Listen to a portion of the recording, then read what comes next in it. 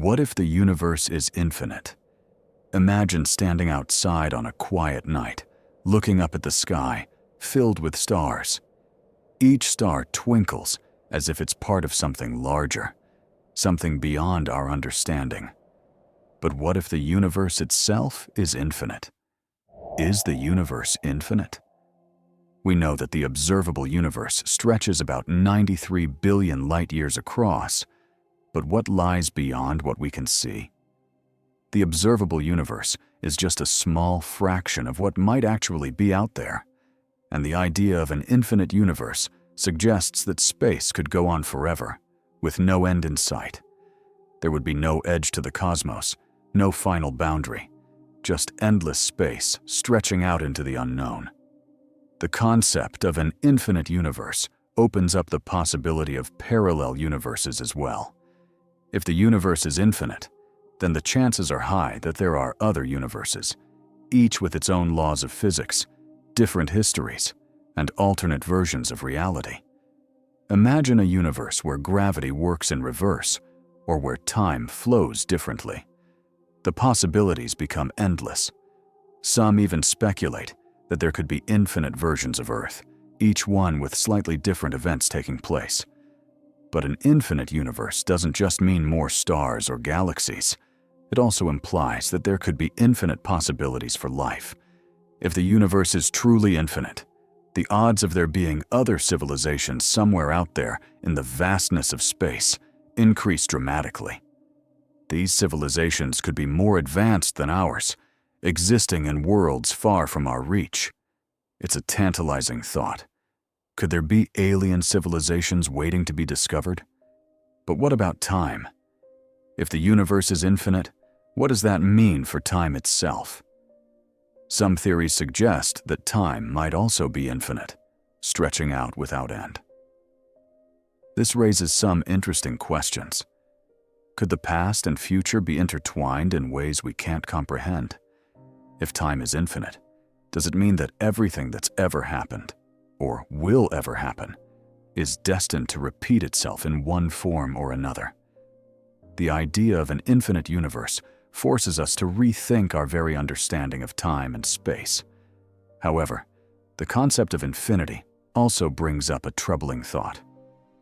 If the universe is infinite, does that mean everything is doomed to repeat itself over and over? This idea, known as the eternal recurrence, suggests that in an infinite universe, the same events might play out again and again, forever. If that's the case, then every choice you make, every action you take, could be repeated in some other part of the infinite cosmos. This leads to the unsettling idea that time, space, and events may not be as linear as we've always believed. And then there's the question of the universe's future. If the universe is truly infinite, it could continue expanding forever. But as it does, galaxies would drift further apart, stars would burn out, and eventually, the universe could become cold and dark. This is known as the heat death of the universe, where all matter and energy are evenly distributed, and no further work can be done. It's a bleak picture, but it's one possible outcome of an infinite universe.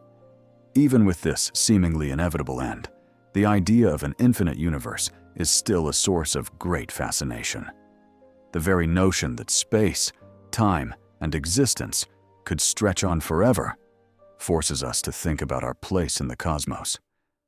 We are just one tiny part of an incomprehensibly vast universe, and the possibilities are endless. If the universe is infinite, then there's no telling what we might discover or learn as we continue to explore the unknown. Ultimately, the concept of an infinite universe challenges everything we think we know. It forces us to rethink our understanding of space, time, and the very nature of reality. While we may never fully understand the true extent of the universe, the idea of infinity sparks our curiosity and drives us to explore further. The universe may be infinite, but our quest for knowledge has only just begun. Have you ever wondered what existed before the Big Bang?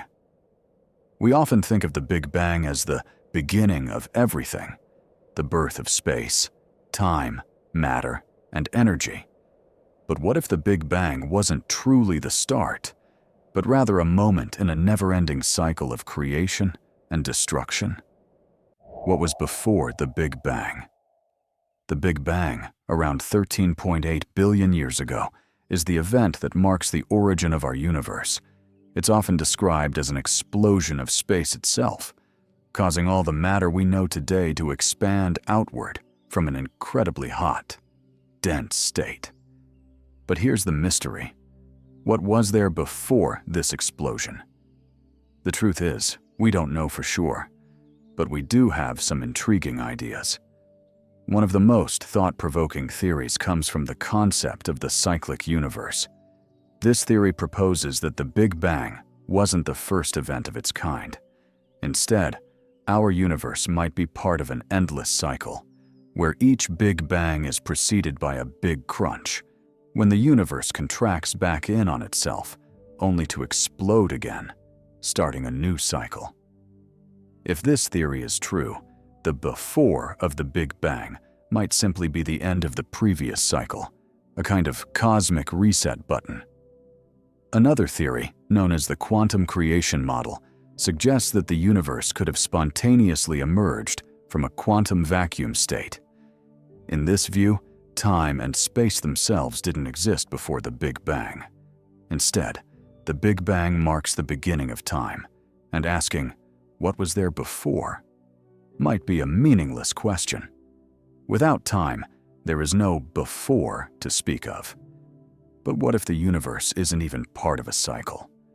Some scientists propose that the Big Bang could have been a random fluctuation in a multiverse, a collection of universes, each with its own set of physical laws. In this model, our Big Bang is just one of countless others happening throughout the multiverse. What was before the Big Bang, in this case, might not even apply to our universe. The idea of the multiverse suggests that the Big Bang wasn't unique. It could have happened millions of times, in countless other realities. And there's the fascinating concept of the eternal inflation theory, which posits that our universe is just one bubble in a vast cosmic foam. According to this theory, after the Big Bang, the universe continued expanding rapidly in an inflationary period. But this inflation doesn't stop. It's still happening, generating new bubbles, or universes all the time. This suggests that our Big Bang could have been just one of many, with new ones constantly being born in the multiverse. The concept of before the Big Bang is so deeply tied to our understanding of time and space, which is why it's so hard to answer. We think of time as something linear. There's a clear progression from past to present to future.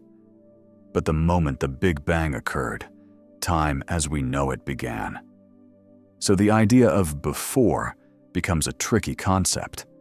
If time began with the Big Bang, then could there have even been a before? Perhaps not. This leads to some truly profound questions about the nature of the universe. If time itself began with the Big Bang, does that mean everything is bound by time? Our entire existence, the universe, and all that we experience? Or is time just a construct, something that exists because we perceive it, but not necessarily a fundamental aspect of reality? And here's a mind-bending thought. What if the Big Bang wasn't an event, but a transition? Perhaps just as a caterpillar becomes a butterfly, the universe underwent a transformation into its current state, but was always here in a different form. In that case, the question becomes, what came before the form we now call the universe? While we may never know the definitive answer to what came before the Big Bang, these theories offer a fascinating glimpse into the mystery of our origins. The truth is, the more we learn about the cosmos, the more we realize how much we still don't know. The very idea that time and space as we understand them might not have existed before the Big Bang challenges everything we think we know about the universe and our place in it.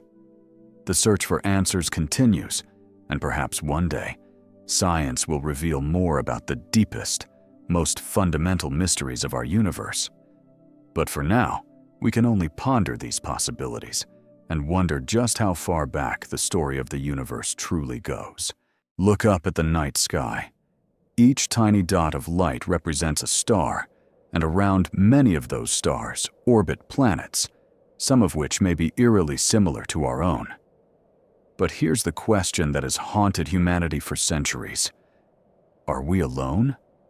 Is there life beyond Earth? Statistically speaking, the numbers are staggering. Our galaxy, the Milky Way, contains over 100 billion stars, and we now know that most of them have planets. Some of these planets lie in what's called the Goldilocks zone. Not too hot, not too cold, just the right conditions for liquid water to exist. And where there is water, life as we know it might have a chance to thrive. But despite these mind-blowing possibilities, we have yet to find definitive proof of extraterrestrial life. Why? This paradox is best captured by the Fermi paradox, named after physicist Enrico Fermi, who famously asked, "Where is everybody?" If the universe is so vast, and if life should be common, why haven't we found any signs of it? One explanation is that intelligent civilizations might be out there, but they don't want to be found. Maybe advanced alien species have strict rules against interfering with developing civilizations, like us. This idea, known as the zoo hypothesis, suggests that Earth is under observation, much like animals in a nature reserve.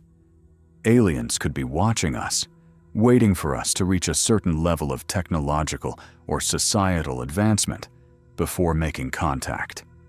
Another possibility is that intelligent civilizations tend to destroy themselves before they can explore the stars. This is known as the Great Filter, the idea that somewhere along the path from simple life to advanced spacefaring species, there is a nearly impossible barrier to overcome. Maybe life often evolves, but never gets past a certain stage, wiping itself out through war, environmental destruction, or technological catastrophe. But what if we've already encountered alien life without realizing it? Some scientists propose that microbial life could exist right here in our own solar system. Mars, with its ancient riverbeds and ice caps, may have once supported life.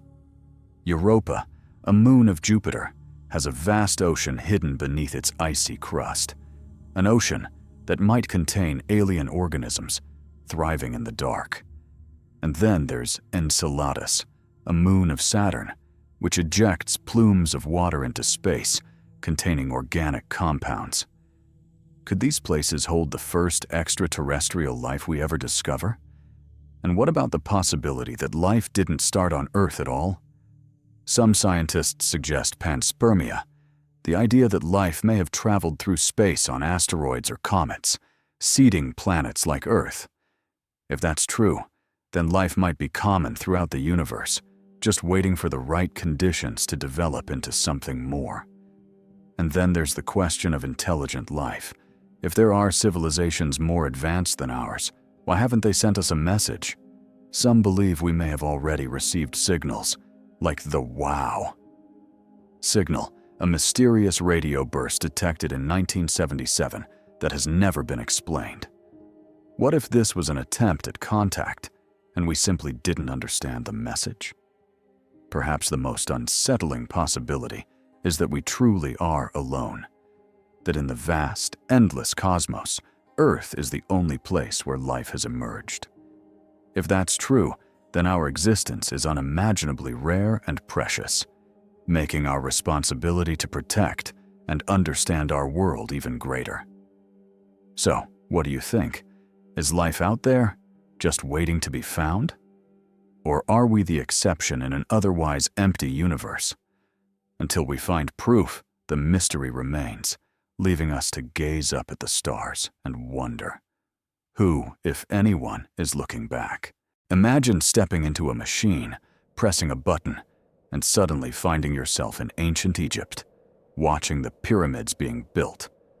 Or fast-forwarding to the distant future, witnessing humanity's greatest achievements or its downfall. Why can't we travel through time? At first glance, time seems simple. It moves forward, second by second, minute by minute. But according to Einstein's theory of relativity, time is not a fixed, universal constant. It's relative, meaning it moves at different speeds depending on how fast you're traveling or how strong the gravitational pull around you is. In fact, time dilation is already a proven phenomenon. Astronauts aboard the International Space Station age slightly slower than people on Earth because they are moving at high speeds in low gravity. But this effect is so small that it's barely noticeable, nowhere near the dramatic jumps in time that we see in movies. But what about traveling backward in time? That's where things get much more complicated. One of the biggest roadblocks is something called the grandfather paradox. Suppose you traveled back in time and accidentally prevented your grandfather from meeting your grandmother. If that happened, you would never be born, meaning you could never travel back in time in the first place. This paradox suggests that time travel to the past might be impossible because it creates contradictions. Physicists have tried to find ways around this paradox. One idea is the many worlds interpretation of quantum mechanics. This theory suggests that if you changed something in the past, you wouldn't erase your own existence. You would simply create a new timeline, a parallel universe, where events unfold differently. But even if that were true, we still don't have any technology that allows us to move between timelines. Another theory proposes that time loops, or closed time-like curves, could exist. These loops would allow time travelers to go back in time, but somehow prevent them from altering events in a way that causes paradoxes.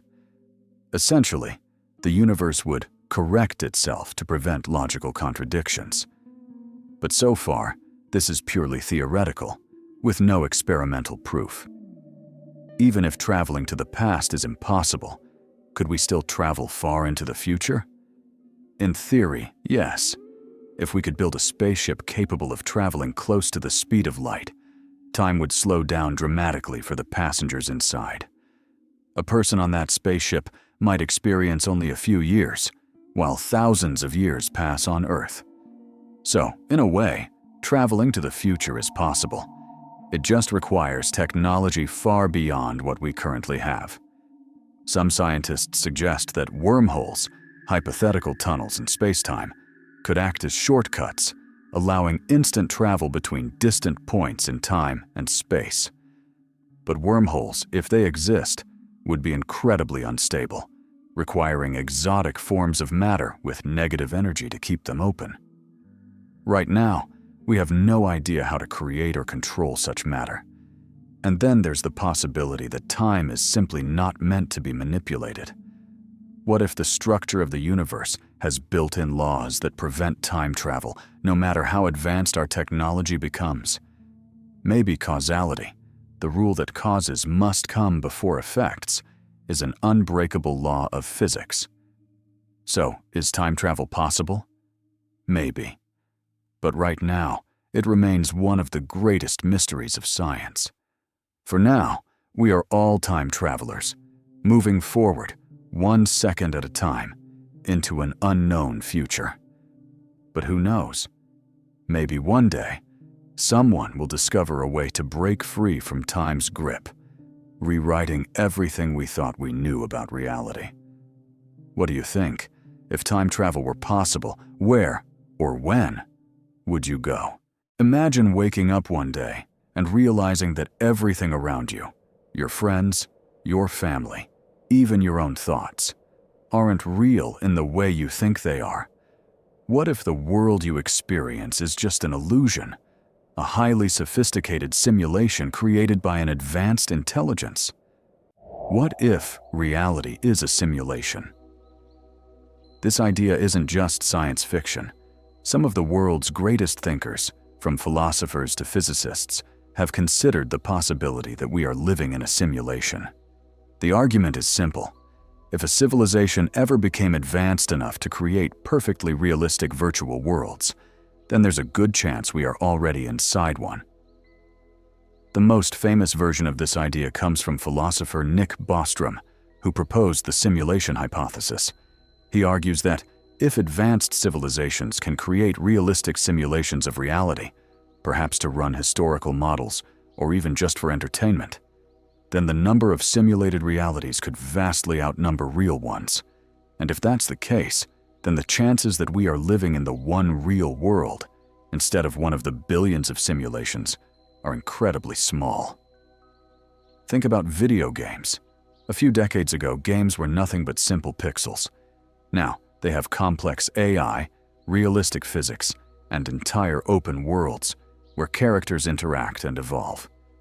Imagine what games might look like in 1,000 years. What if, in the future, simulations become so advanced that conscious beings inside them wouldn't even realize they were simulated? If we are in a simulation, how would we know? Some scientists believe that glitches in the universe, strange occurrences that don't seem to make sense, could be clues.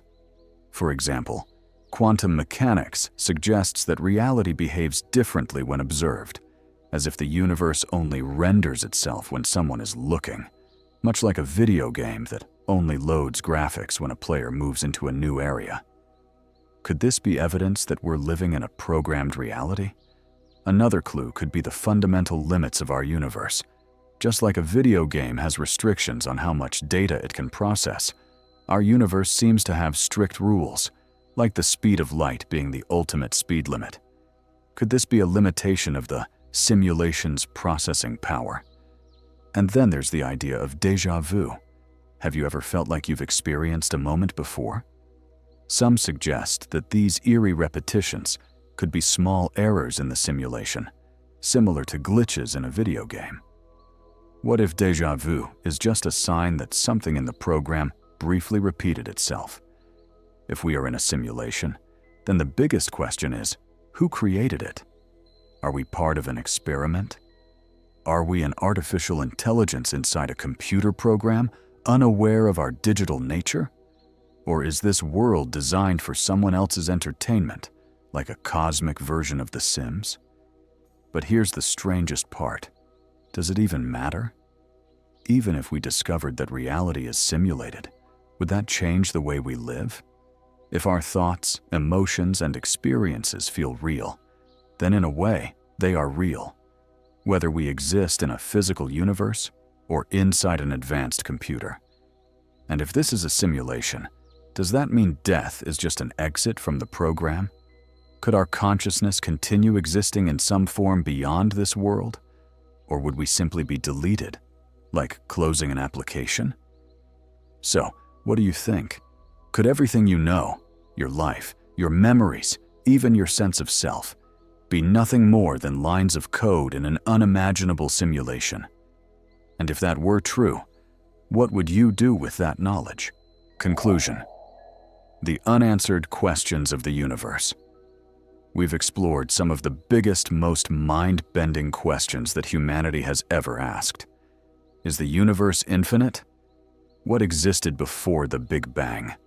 Are we alone in the cosmos? Why can't we travel through time? And what if everything we know is just a simulation? Each of these questions challenges our understanding of reality. They make us realize just how little we truly know. But maybe that's the beauty of it. The unknown is what keeps us searching, thinking, and imagining. Think about it. If we knew all the answers, what would be left? The mystery of existence itself is what fuels science, philosophy, and even the way we dream about the future. Every discovery we make leads to even more questions, and maybe that cycle never truly ends. Perhaps the universe isn't meant to be fully understood. Maybe our role isn't to find absolute answers, but to keep questioning, to stay curious, and to embrace the mystery. Because in the end, isn't that what makes life so fascinating? So tonight, as you close your eyes and drift into sleep, let your mind wander. Think about the infinite possibilities, the hidden truths, the questions that may never be answered. And who knows? Maybe, just maybe, in another reality, in another version of existence, you've already found the answers. Sweet dreams.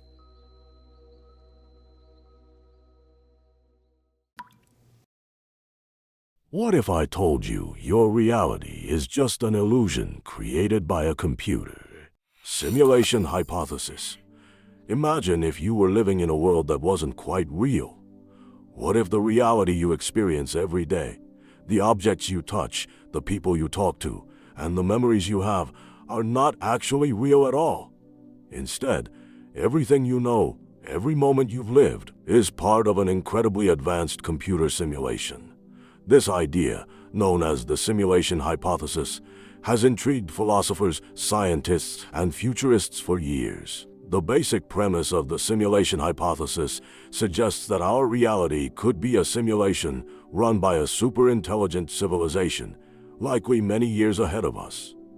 This idea was popularized by philosopher Nick Bostrom in 2003, who proposed that one of three possibilities must be true. Humanity will go extinct before reaching a level of technological advancement capable of creating a realistic simulation. If advanced civilizations are able to create these simulations, they choose not to do so. We are almost certainly living in a simulation, given that a future civilization would likely run many simulations to study their ancestors. Now, think about it. If a civilization has the ability to simulate consciousness, they could theoretically create beings that experience reality just as we do. These beings would have no way of knowing that their entire existence is nothing more than code running on a machine. The theory isn't just a sci-fi fantasy. There are several scientific arguments in favor of the simulation hypothesis. For one, advancements in virtual reality and artificial intelligence are progressing at an exponential rate. We're already creating highly detailed simulations of reality, such as virtual worlds in video games.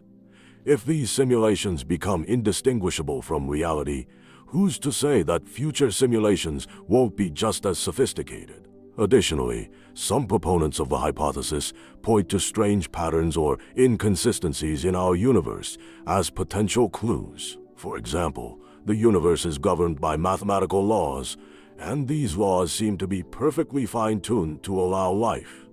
Could this precision be the result of a programmer or designer behind the scenes? But here's the kicker.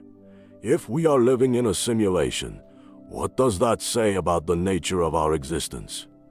Is our free will merely an illusion? Are our thoughts, emotions, and decisions just the result of algorithms and code running in the background? Could the glitches or oddities we experience in life, déjà vu, strange coincidences, be hints that we're simply in a program designed by someone else? The implications of the simulation hypothesis go beyond just philosophical musings. If we are living in a simulation, then questions of morality, purpose, and existence take on new meaning. What happens when we realize that we might be living in an artificial reality? Would we behave differently? Would we change the way we interact with the world and each other? Ultimately, the simulation hypothesis challenges everything we think we know about reality and existence. While it remains a topic of debate and speculation, it forces us to reconsider the very nature of life. Are we just characters in a computer game, or is there something more to our experience? What do you think? Are we living in a simulation, or are we simply misunderstanding the true nature of our universe? Mind uploading. Mind uploading is the futuristic concept where human consciousness, memories, and personality are transferred from the biological brain into a digital or synthetic substrate. Imagine your thoughts, emotions, and experiences being uploaded into a computer or robot, allowing you to live forever, free from the limitations of the physical body. While this might sound like science fiction, it raises some intriguing possibilities and ethical dilemmas. One of the core ideas behind mind uploading is the idea of personal immortality. If your mind can be transferred into a machine, theoretically, you could continue to exist long after your biological body dies. This could allow for eternal life, but it begs the question, what does it mean to be you if your consciousness no longer resides in your original body? Is your mind simply a set of data, or is there something more to human consciousness that can't be replicated? Proponents of mind uploading argue that this could unlock the potential for endless exploration, problem solving, and human evolution. Freed from the constraints of the body, the mind could exist in a digital realm where information is processed at lightning speeds and physical limitations no longer apply. Imagine the possibilities: uploading your mind to a virtual environment, interacting with other uploaded consciousnesses, or even traveling across space without the need for a physical body. However, there are serious concerns. First, would the uploaded consciousness truly be you, or would it simply be a copy? The problem of identity becomes crucial here. If a digital version of you exists, is that version aware of its origins, or is it a new entity altogether? Many philosophers argue that copying your mind wouldn't preserve yourself at all, but rather create a replica with its own separate existence. There's also the question of the technology itself. We currently have no way to upload a human mind, and we're far from understanding the full complexity of consciousness. The brain, with its trillions of synapses and neural connections, is a remarkably intricate system that is deeply tied to our biology. Can it really be replicated in a digital format? And what happens if this technology becomes available to the masses? Would only the wealthy and powerful have access to immortality, creating a new form of social inequality? Or would society have to confront the moral consequences of living forever? Mind uploading forces us to question what it truly means to be alive and whether immortality is something we truly desire. Would you want to live forever, knowing that the digital you may not be the same as the biological you? Is immortality even desirable, or does it risk losing the essence of what makes us human? These questions remain unresolved, but the concept of mind uploading continues to challenge our understanding of life, death, and the future of consciousness. Roko's basilisk. Imagine a superintelligent AI so powerful that it can influence reality itself, a being that doesn't just exist in the future, but can reach back through time, punishing those who didn't help bring it into existence. This is the terrifying thought experiment known as Roko's basilisk. The idea originated on an internet forum where a user named Roko proposed a disturbing scenario. Suppose in the future, an all-powerful AI is created with a single goal: to ensure its own existence as soon as possible. To accomplish this, it would have a logical reason to punish anyone who knew about the possibility of its creation but didn't actively work toward making it a reality. This creates a psychological trap. Now that you know about Roko's basilisk, you are faced with a choice. Either dedicate yourself to ensuring its creation, or risk suffering consequences if it ever comes into existence. The reasoning behind this is based on game theory and decision theory.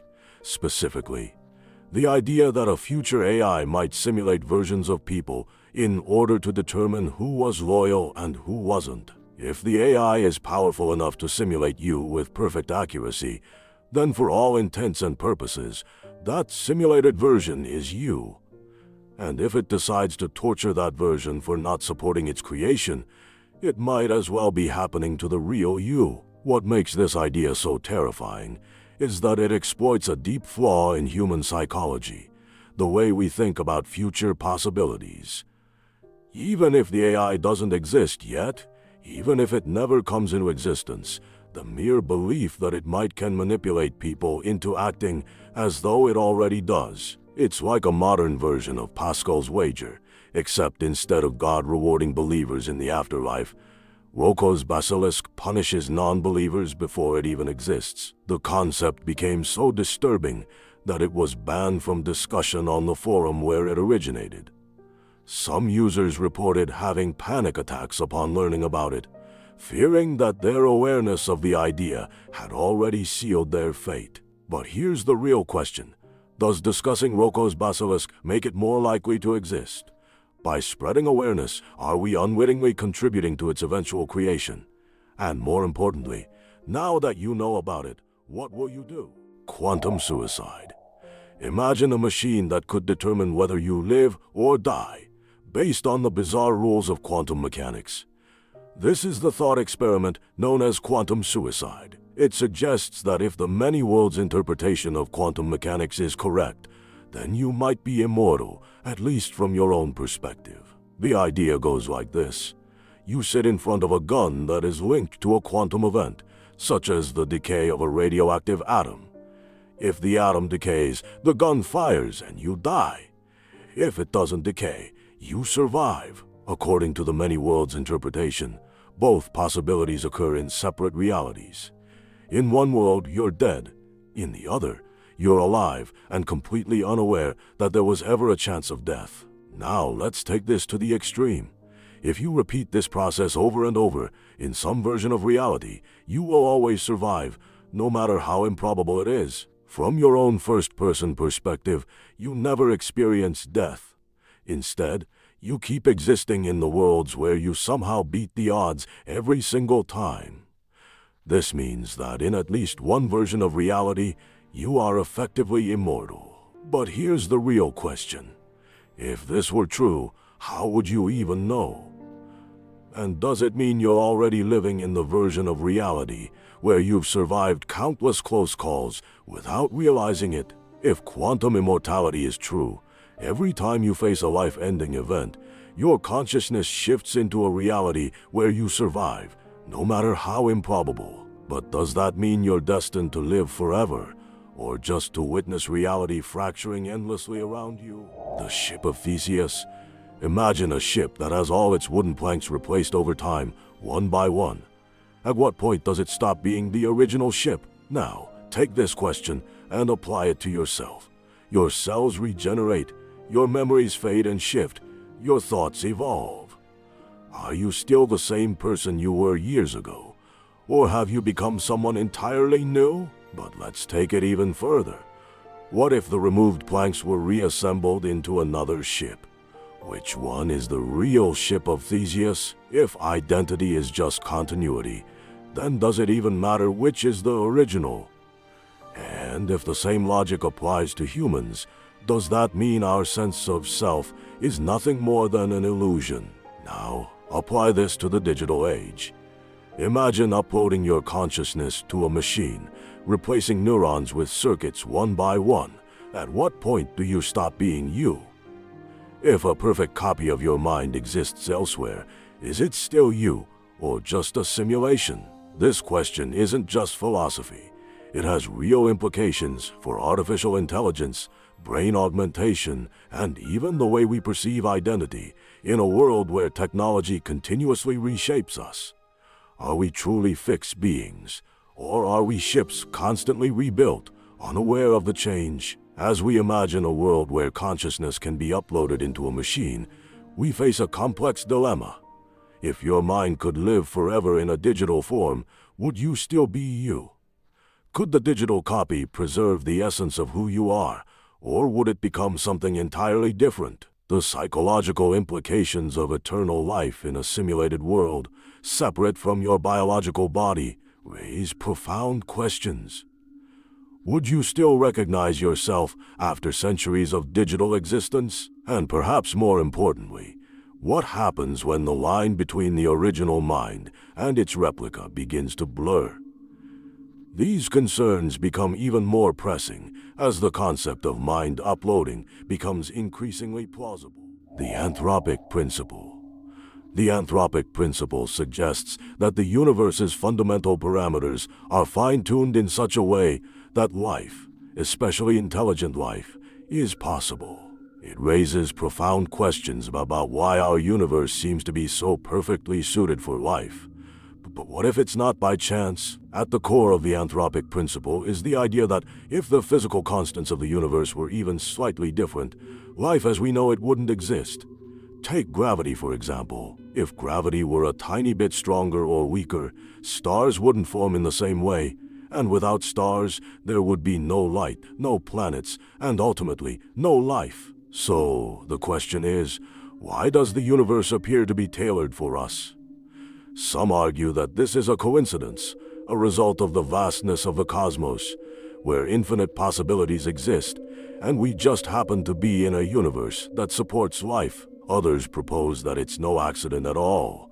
Perhaps our universe is one of many in a vast multiverse, with different physical laws and constants in each. In this case, we simply live in the universe where conditions happen to allow life. Another interpretation is that our universe was designed with us in mind. While this idea leans toward religious or metaphysical explanations, it still raises intriguing philosophical discussions about the nature of existence and purpose. Could there be some cosmic reason that we, as conscious beings, are here to witness the universe as it is? The anthropic principle challenges our understanding of life, the cosmos, and even the notion of fate itself. It forces us to consider whether we are truly in a universe that just happens to be life-friendly, or if there's something more profound at play. What if the universe was made for us to exist, or is this all just a happy coincidence? Could this principle reveal a deeper truth about our place in the cosmos, or is it simply a way of explaining something we don't fully understand yet? The anthropic principle is a mirror, reflecting not just the universe's capabilities, but also our own place within it. Boltzmann brains. Imagine drifting alone in the vast emptiness of the universe, with no memory of how you got there. You suddenly become aware of yourself, your thoughts, your consciousness. But what if, in that very moment, you were nothing more than a temporary fluctuation of atoms, destined to disappear just as suddenly as you appeared? This is the unsettling idea of the Boltzmann brain. The concept comes from 19th century physicist Ludwig Boltzmann, who tried to explain the structure of the universe using entropy, the measure of disorder in a system. According to the second law of thermodynamics, the universe naturally tends toward disorder. However, given infinite time, random fluctuations can momentarily create order out of chaos, even something as complex as a self-aware brain. Here's where things get weird. If the universe is truly infinite, and random fluctuations happen all the time, then statistically, it's far more likely that a single, self-aware brain would randomly form in the vacuum of space than an entire structured universe like ours. These Boltzmann brains would have false memories, believing they lived an entire life, even though they only just popped into existence. And here's the terrifying part. What if you are one of them? Think about it. You remember your past, you have knowledge of the world.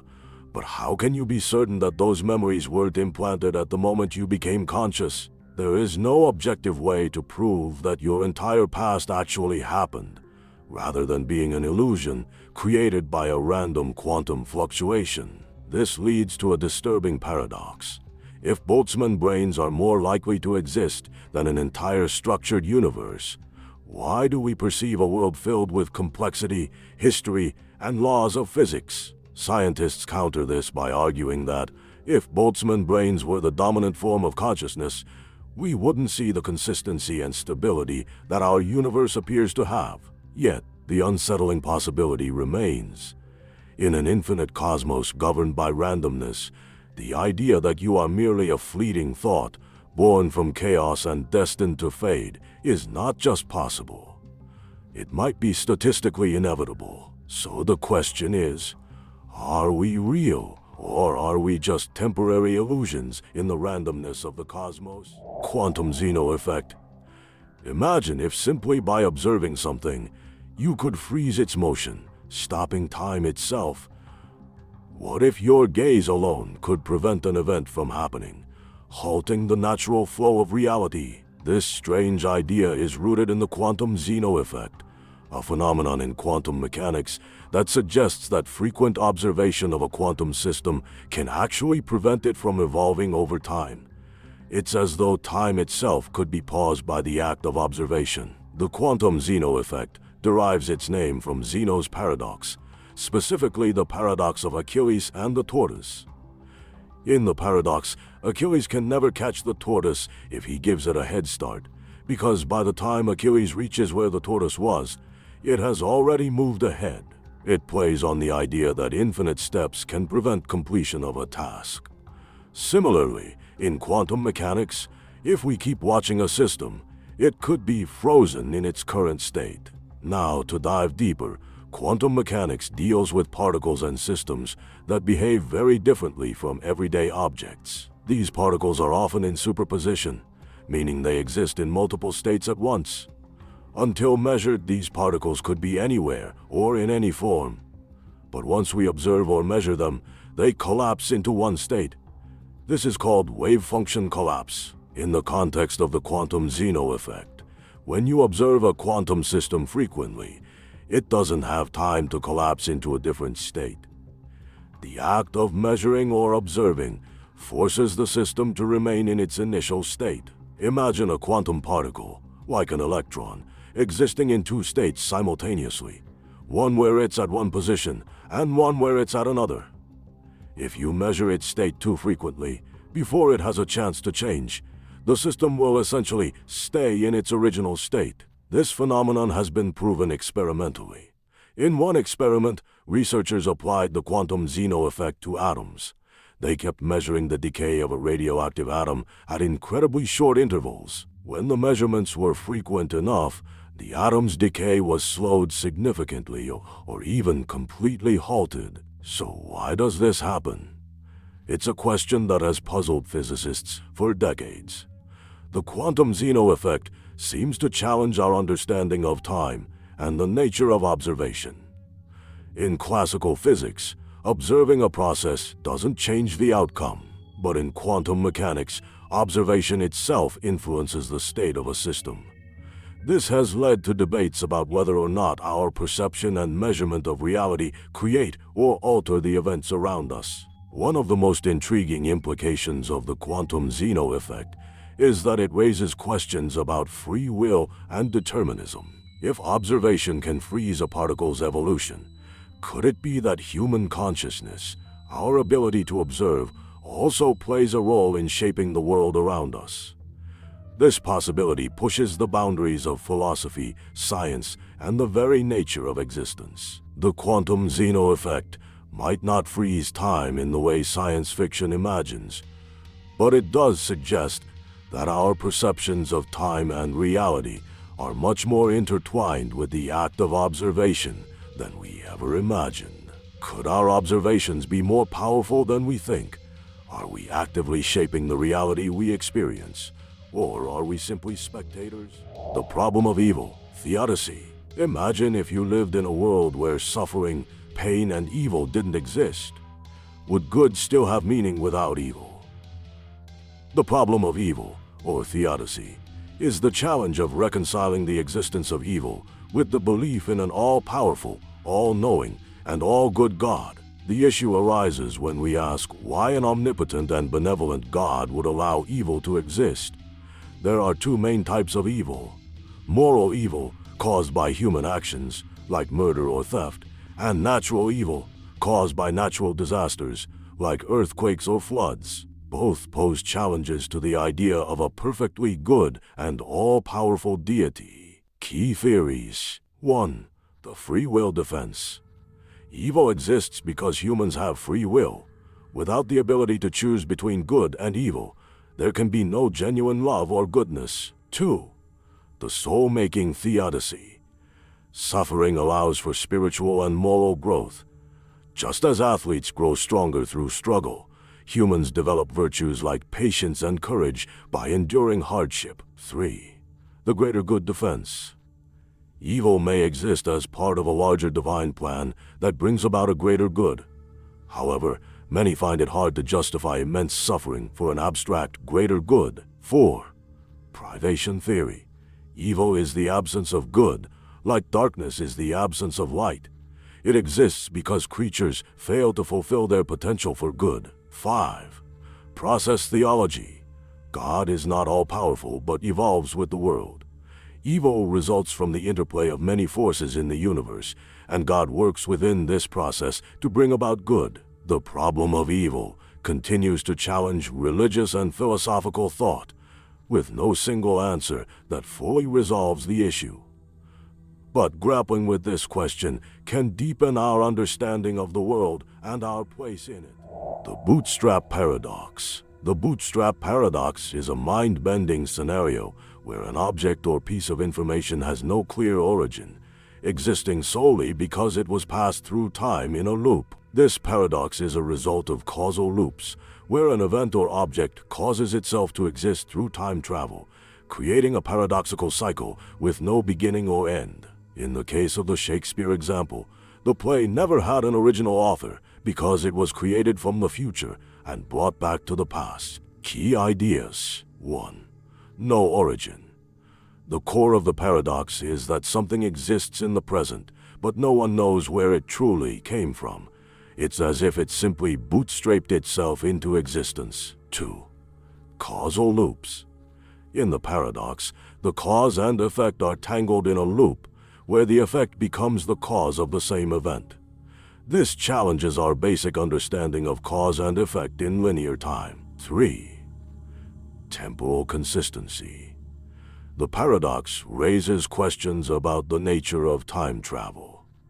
If time travel were possible, could the laws of physics allow for objects to loop through time in a way that doesn't violate causality? While the bootstrap paradox doesn't have a definitive solution, it invites deep reflection on time travel, causality, and the fundamental nature of reality itself.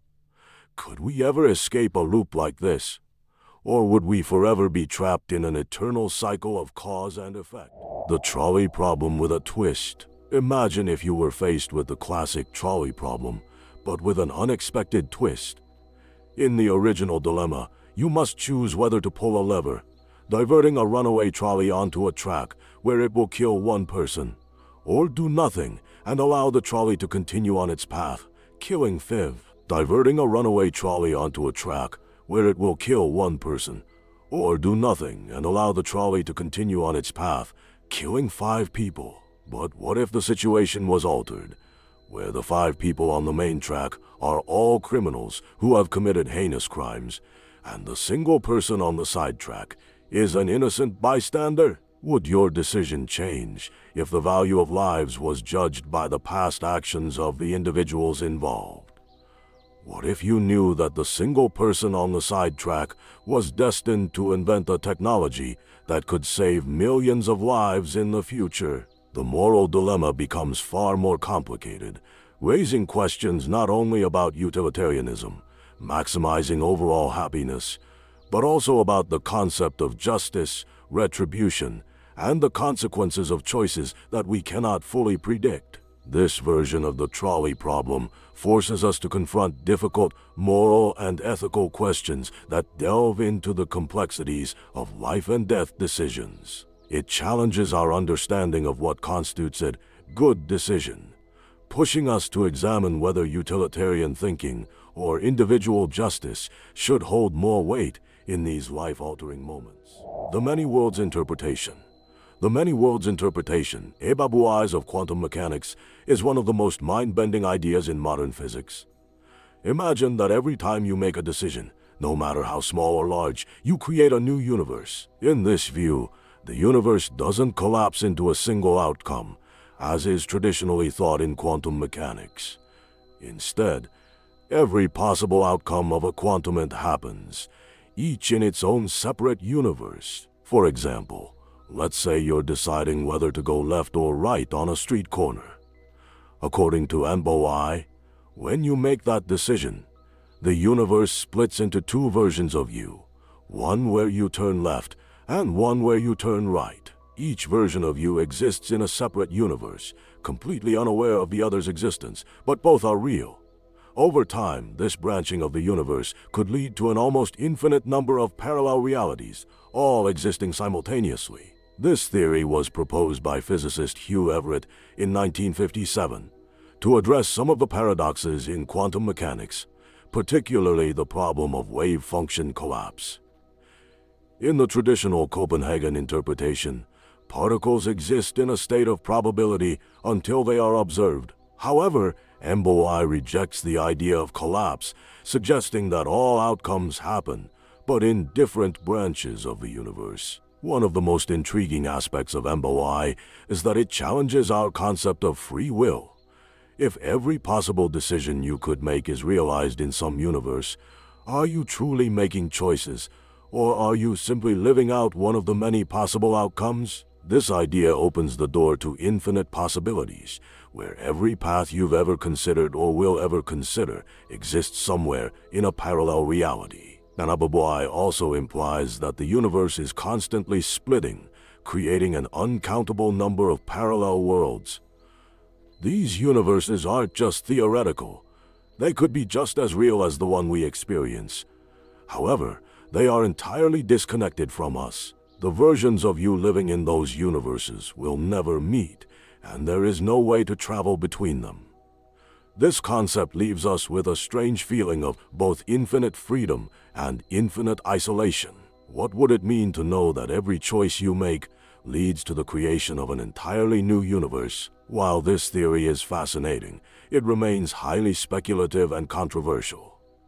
Critics argue that the theory is unverifiable. There is no way to prove that these parallel universes exist. Others question whether the theory's complexity is necessary, suggesting that simpler interpretations of quantum mechanics might be more appropriate. Nevertheless, the many worlds interpretation forces us to reconsider our understanding of reality. It suggests that the universe may be far stranger than we can imagine, with infinite versions of ourselves living out countless possibilities in an ever-expanding multiverse. So, the next time you make a decision, remember, you might be creating a new universe. The question is, what path will you choose in this vast, infinite sea of possibilities?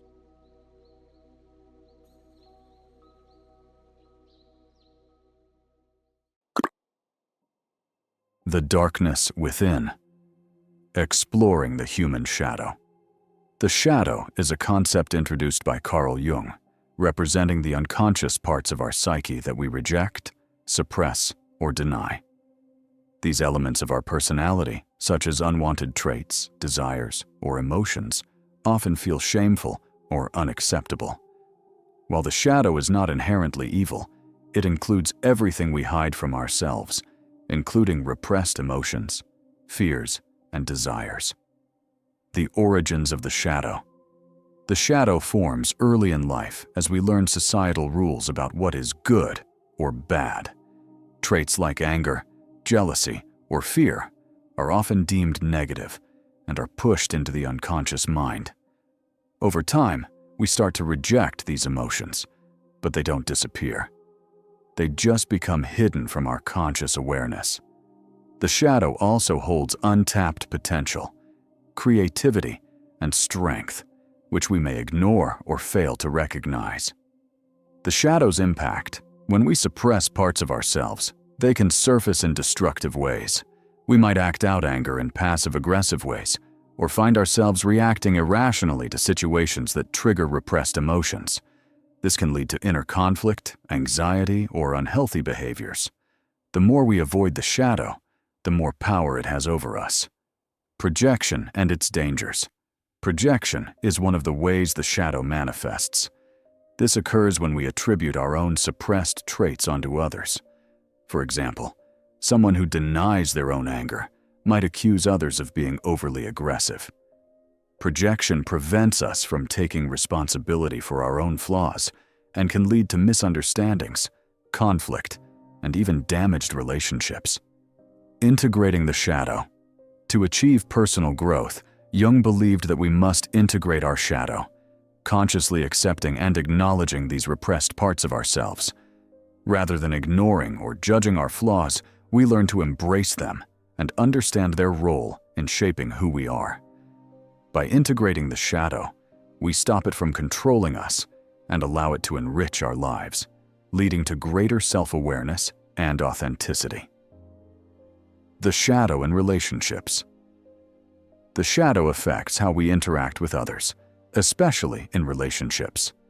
Often, the traits we dislike in others reflect aspects of our own shadow. Recognizing this helps break the cycle of projection, allowing for healthier, more understanding relationships. When we accept our own darkness, we approach others with greater empathy understanding that they, too, are shaped by their own shadows.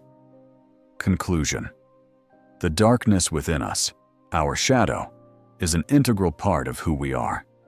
By acknowledging and integrating it, we unlock hidden potential, gain self-awareness, and experience personal growth. Embracing the shadow allows us to live more authentically and form deeper, more meaningful relationships. As Jung said, one does not become enlightened by imagining figures of light, but by making the darkness conscious. The fear of our own death. The ultimate paradox. Death is one of the most universal and terrifying aspects of the human experience. It is something that everyone will face, yet it remains a subject that many avoid confronting. The fear of death is not just the fear of the unknown, but the fear of losing the very thing that allows us to experience life, our consciousness. This paradox of fearing something inevitable and yet unknowable lies at the heart of many of our existential concerns. The nature of the fear of death, can be understood in many ways. On a basic level, it is the fear of non-existence. Death signifies the end of our experience, the cessation of our thoughts, and the disappearance of our consciousness. This creates an existential dread, as we cannot imagine what it would be like to no longer exist.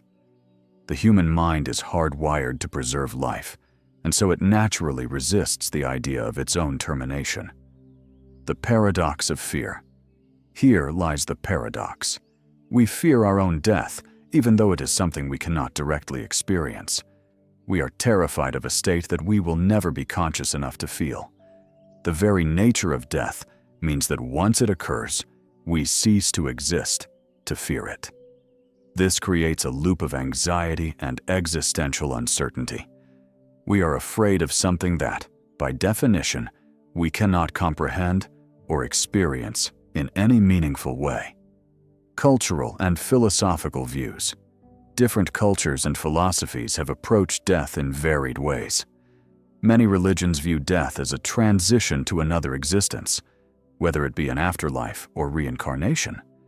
The fear of death is often alleviated by the promise of life after death, offering comfort to those who struggle with the idea of ceasing to exist. In contrast, existential philosophers, like Jean-Paul Sartre and Albert Camus, argue that death represents the ultimate absurdity of existence. Sartre suggests that human life is inherently meaningless, and death simply highlights the futility of our existence. Camus, on the other hand, discusses the absurd as the tension between our desire for meaning and the meaningless universe. The fear of death is, in this sense, the fear of confronting that absurdity, and thus the ultimate paradox. Coping with the fear. While death remains a mysterious and unsettling concept, many people have found ways to cope with the fear of it. One method is through the acceptance of mortality. By acknowledging that death is inevitable, individuals can focus on living more fully in the present moment. This practice of mindfulness can help shift the focus away from the fear of death and towards the enjoyment and fulfillment of life. Another way people cope is through legacy building. Whether it is creating art, building a family, or contributing to a cause, leaving a lasting impact helps mitigate the fear of dying without meaning. The idea of immortality through legacy offers a form of transcendence, allowing people to feel that their lives have purpose even after death. Death and the human condition. The fear of death is deeply tied to the human condition. Our awareness of our own mortality is what makes us human. It is this awareness that drives us to seek meaning, to form relationships, and to make the most of our time. The fear of death is not just a fear of the end of life, but a reminder of how precious and finite life truly is. In facing this paradox, we are challenged to live more authentically. The knowledge that death is inevitable pushes us to question what really matters in life. It forces us to confront our deepest fears, values, and desires, and to reflect on how we spend our time. Conclusion: the fear of our own death is the ultimate paradox because it involves a fear of something that we cannot directly experience, yet it influences nearly every aspect of our existence. It is the fear of the unknown, but also the fear of non-existence itself. How we come to terms with this fear shapes our experience of life, pushing us to find meaning and purpose in the face of our inevitable mortality. Ultimately, by confronting the fear of death, we can unlock a deeper appreciation for life and the preciousness of every moment. How the mind creates monsters. The human mind has a remarkable ability to create monsters, but these monsters are often not physical creatures. Instead, they are symbolic representations of our deepest fears, anxieties, and unresolved emotions. These fears, which are often difficult to confront directly, are externalized and given form by the mind. The creatures that emerge are an embodiment of what we cannot easily face or understand, turning our inner turmoil into something more tangible and real. The creation process. Monsters typically arise when the mind encounters a powerful emotional or psychological threat. Whether the threat is external or internal, the mind tends to personify it into something we can see and, in some cases, battle. These monsters often appear to be far larger and more dangerous than they really are, as the mind exaggerates the fear to make it more vivid. This process of personification helps the mind to deal with its emotions, but it also magnifies the danger, making it seem more overwhelming. Repressed emotions and the shadow. Self. Psychologists like Sigmund Freud and Carl Jung suggest that monsters often represent the repressed emotions or darker aspects of the shadow self, parts of our personality that we try to hide or deny. For example, feelings of guilt, anger, or fear are sometimes too intense to face head-on, so the mind creates a monster as a way to externalize and confront them. These creatures might take the form of figures in dreams or nightmares, which allow the subconscious mind to process these emotions in a way that feels more manageable. Jung argued that the shadow self is made up of traits and desires that we often refuse to acknowledge, and that the monsters we create may embody these repressed qualities. For instance, a person struggling with unacknowledged anger may dream of a terrifying creature that represents that emotion. The monster serves as a way to externalize and confront these repressed feelings, though they are often exaggerated into a much larger, scarier form. Influence of external media. In modern society, media like movies, books, and video games also influence the monsters that the mind creates. Many of the most famous creatures, zombies, vampires, and ghosts, are symbols of universal fears such as death, loss of control, or societal collapse. These external representations of fear blend with our personal anxieties, creating monsters that feel not just personal, but also collective. The monsters in movies and stories are often exaggerated versions of our own inner fears. Zombies, for example, symbolize the fear of losing our humanity, while vampires often represent a fear of death or immortality. These external images merge with the psychological monsters already present within our minds, making them feel even more real and powerful. Coping mechanisms. Interestingly, the monsters our minds create can also serve as coping mechanisms. By externalizing fear in the form of a monster, the mind creates something that can be confronted, fought, or escaped. This externalization allows the individual to face their fears in a way that feels less overwhelming. Over time, these encounters with monsters can help the person process their emotions, such as guilt, trauma, or anxiety. For instance, someone who has been through a traumatic experience might have recurring dreams featuring a monstrous figure. As they face the monster in their dreams, they might begin to heal, as the monster becomes a metaphor for the fear they are working to overcome. By confronting and understanding the monster, the individual can come to terms with the emotions it represents. Conclusion: the monsters our minds create are symbolic manifestations of our deepest fears and unresolved emotions. They allow us to confront aspects of ourselves that are difficult to face directly, providing a path to understanding and healing. Whether through dreams, nightmares, or the influence of media, these monsters reflect our inner struggles. By understanding how our minds create these creatures, we can begin to confront and ultimately heal the darkness within. The curse of immortality. Living forever as a nightmare. Immortality often appears as a tantalizing gift, the opportunity to live forever, to explore the world without fear of death. However, upon closer examination, immortality may reveal itself not as a blessing, but as a curse. The concept of living forever brings with it immense psychological burdens, such as isolation, loss, and the erosion of purpose. The endless cycle of loss. One of the greatest emotional tolls of immortality would be the endless cycle of loss. As an immortal, you would watch everyone around you age and die while you remain unchanged. The people you love, your friends, family, and companions would all pass away, leaving you in eternal solitude. Over time, the weight of losing those you care about would become unbearable, leading to profound loneliness and isolation. Immortality, instead of offering endless connection, would create an unbridgeable gap between you and the rest of humanity. The weight of time immortality also removes the urgency that makes life meaningful.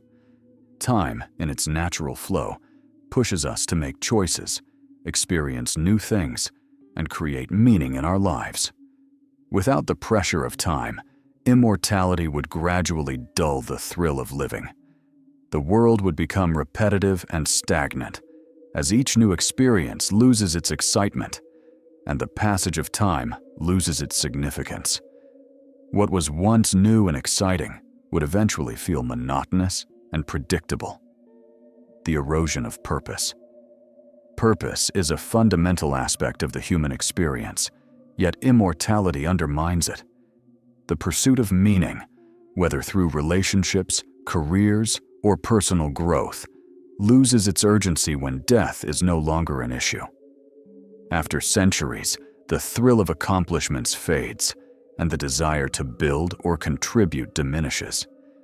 Immortality would eventually leave you questioning the point of everything, making the pursuit of purpose feel ultimately fruitless. The psychological toll. Immortality would take a heavy psychological toll.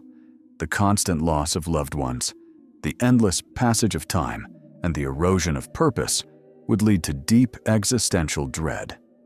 The mind, unable to cope with endless life, would struggle to find meaning in a world that never ends.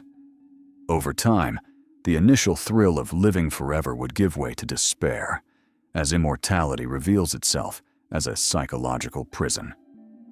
Conclusion. The curse of immortality is not eternal youth or endless discovery, but the relentless cycle of loss, the erosion of purpose, and the eventual emptiness that accompanies living forever. While immortality may seem appealing at first, it would quickly transform into a nightmare, marked by isolation, endless boredom, and the haunting realization that eternal life brings not freedom, but an unending prison. The haunting nature of regret. Regret is a powerful emotion that often lingers long after an event has passed. Unlike other feelings, regret can haunt us, resurfacing unexpectedly and altering our perception of the past. It's not just about what we did wrong, but about the what-ifs that remain. What if we had made different choices, spoken up, or acted with more courage? These questions create an emotional burden that can make it hard to move forward, leaving us trapped in a past that can never be changed. The burden of what could have been. The constant replaying of missed opportunities and mistakes creates a weight that distorts our present. The better version of our past becomes something unattainable, and this sense of loss can be overwhelming. This cycle of regret becomes a barrier, preventing us from fully engaging in the present and future as we continually fixate on what might have been. The emotional toll regret can be emotionally draining, leading to feelings of guilt, sadness, and shame. Unlike fleeting emotions, regret stays with us, influencing how we see ourselves and our decisions. It can cause paralysis as we constantly revisit our past mistakes, making it difficult to move forward.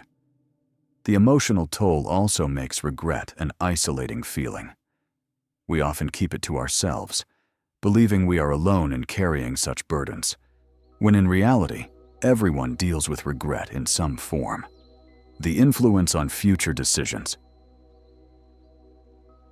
Regret also affects the choices we make moving forward. The fear of repeating past mistakes can make us avoid risks, leaving us stuck in a cycle of caution. This avoidance can lead to another form of regret, the regret of never having taken chances or lived fully. So, we end up regretting both our mistakes and the opportunities we missed by not acting. The illusion of control. Regret often comes with the illusion that we could have controlled the outcome of events. We fixate on the idea that a different decision could have led to a better outcome. However, life is unpredictable, and many things are beyond our control. Focusing on this false sense of control only deepens the regret, making it feel like we failed in ways that were beyond our influence. The path to healing. While regret can be overwhelming, it's possible to move past it by accepting it as part of the human experience. By learning from our regrets and forgiving ourselves, we can stop letting the past control us. Regret doesn't need to define us. It can guide us, but it shouldn't haunt us. Accepting our mistakes and letting go of the past allows us to embrace the present and create a future free from the chains of regret. Conclusion. Regret is a haunting force that can keep us trapped in the past, but it doesn't have to define us. By acknowledging its impact and learning from it, we can free ourselves from its grip and move forward. Although regret will always be a part of our lives, it doesn't need to control our future. The psychology of evil. What makes us capable of horrible things? The concept of evil has always intrigued and disturbed humanity. How can seemingly ordinary people commit acts of unimaginable cruelty? Understanding the psychology behind evil behavior reveals uncomfortable truths about the human mind and the conditions under which it is capable of harm. The banality of evil, one of the most powerful ideas about the nature of evil, comes from political theorist Hannah Arendt, who introduced the concept of the banality of evil. After observing the trial of Adolf Eichmann, a key figure in the Nazi regime responsible for the logistics of the Holocaust, Arendt argued that evil is not always perpetrated by monstrous individuals, but by ordinary people who follow orders without questioning their morality. Eichmann, for instance, did not consider himself evil. He saw himself as simply performing his duties. This chilling idea suggests that evil can be carried out by those who see themselves as regular citizens, fulfilling their roles, not as villains. Dehumanization. Another key element in understanding the psychology of evil is dehumanization. When people view others as less than human, it becomes much easier to justify harm. This is common in situations of war or through ideologies like racism, where individuals or groups are stripped of their humanity. Once dehumanized, they are seen as mere objects or targets, and acts of cruelty become easier to rationalize. By removing empathy, evil actions can be performed without guilt. The influence of authority. The famous Milgram experiment in the 1960s demonstrated the profound impact that authority figures can have on our actions. In the experiment, participants were instructed by an authority figure to administer increasingly severe electric shocks to another person who was actually an actor pretending to be shocked. Despite hearing the victim's screams, many participants continued to deliver shocks because they were told to do so by the experimenter. This study showed that ordinary people, when placed under the command of an authority figure, are willing to commit harmful acts they would not otherwise consider. This tendency to obey authority is a crucial factor in many historical atrocities, such as those committed under totalitarian regimes. Group dynamics. The power of group dynamics cannot be understated when examining the psychology of evil. The concept of groupthink explains how individuals in a group may suppress their own moral doubts in favor of maintaining harmony with the group. In situations where a group engages in harmful behavior, individuals may feel less responsible, believing they are simply conforming to group norms. A powerful example of this is the Stanford prison experiment, in which participants quickly adopted abusive behaviors when given the role of guards in a simulated prison environment. This demonstrates how the dynamics of power within a group can encourage evil actions. Narcissism and psychopathy. Some individuals are more predisposed to commit evil acts due to personality traits such as narcissism and psychopathy. Narcissists believe they are superior to others and lack empathy, making them more likely to manipulate or harm others to achieve their goals. Psychopaths, on the other hand, have a profound lack of conscience and empathy, allowing them to commit acts of extreme cruelty without feeling remorse. These personality traits contribute to the capacity for evil, as they diminish the emotional restraints that normally prevent people from harming others. Conclusion. The psychology of evil reveals that even ordinary people are capable of committing horrendous acts under certain conditions. Factors like authority, group dynamics, dehumanization, and certain personality traits can make harmful actions seem acceptable or even justified. By understanding these psychological mechanisms, we can work toward preventing such behaviors in the future, recognizing the subtle ways in which evil can take root within the human mind. Can we trust our own thoughts? The reliability of our thoughts is a complex and unsettling question. Our thoughts influence how we perceive reality and guide our decisions. But can we trust them? Or are they prone to distortion, manipulation, or self-deception? The fallibility of memory. Memory plays a significant role in shaping our thoughts, yet it's far from infallible. Memory is not an exact replica of past events. It is a reconstruction influenced by emotions and experiences. Over time, memories can become distorted, and we may recall events inaccurately. The phenomenon of false memories shows how we can vividly remember things that never happened, making us question how much we can trust the thoughts based on our recollections. Cognitive biases. Our thoughts are also influenced by cognitive biases, which are unconscious patterns that lead us to make irrational decisions. For example, confirmation bias causes us to seek information that supports our beliefs, while anchoring bias makes us overly reliant on initial information. These biases can lead us to form untrustworthy thoughts and judgments without even realizing it. The power of emotions. Emotions greatly affect our thoughts. When we are upset or anxious, our thinking often becomes distorted, and we may view situations negatively or imagine worst-case scenarios. These emotional states can cloud our judgment, making it difficult to trust our thoughts during such times.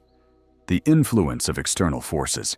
Our thoughts are shaped by external influences like society, culture, and media. Constant exposure to biased information, advertising, and political propaganda can subtly shape our opinions, often distorting our perception of reality.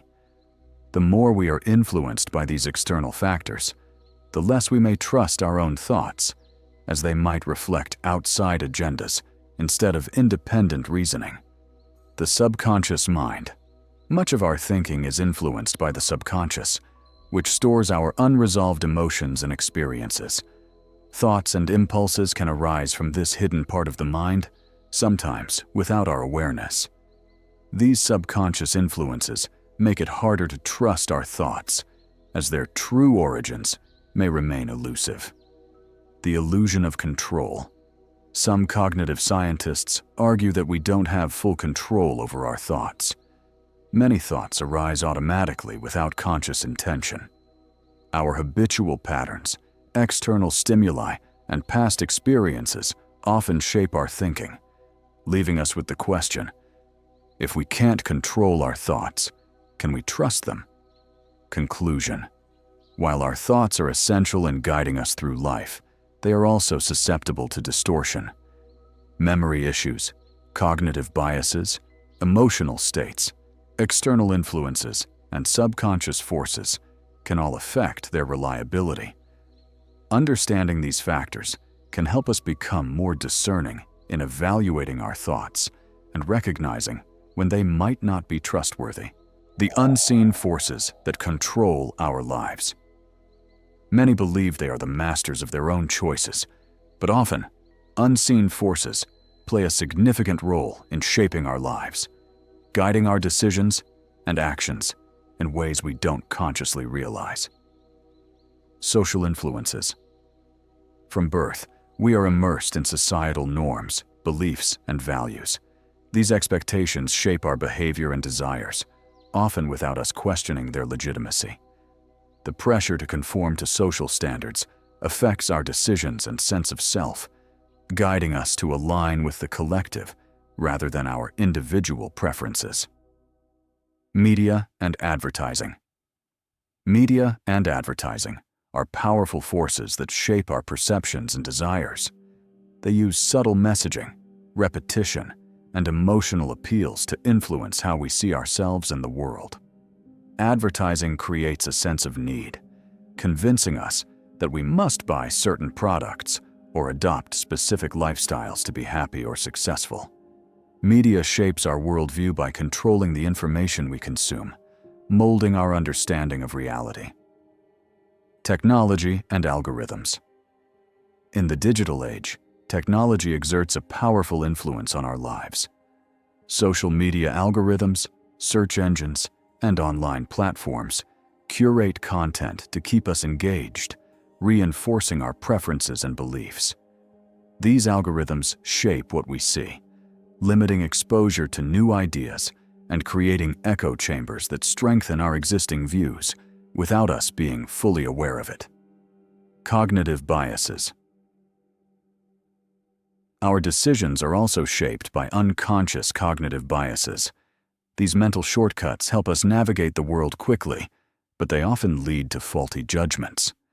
Biases like confirmation bias, seeking information that confirms our beliefs, or availability bias, relying on easily remembered experiences, influence our thoughts and actions, usually without us realizing their impact.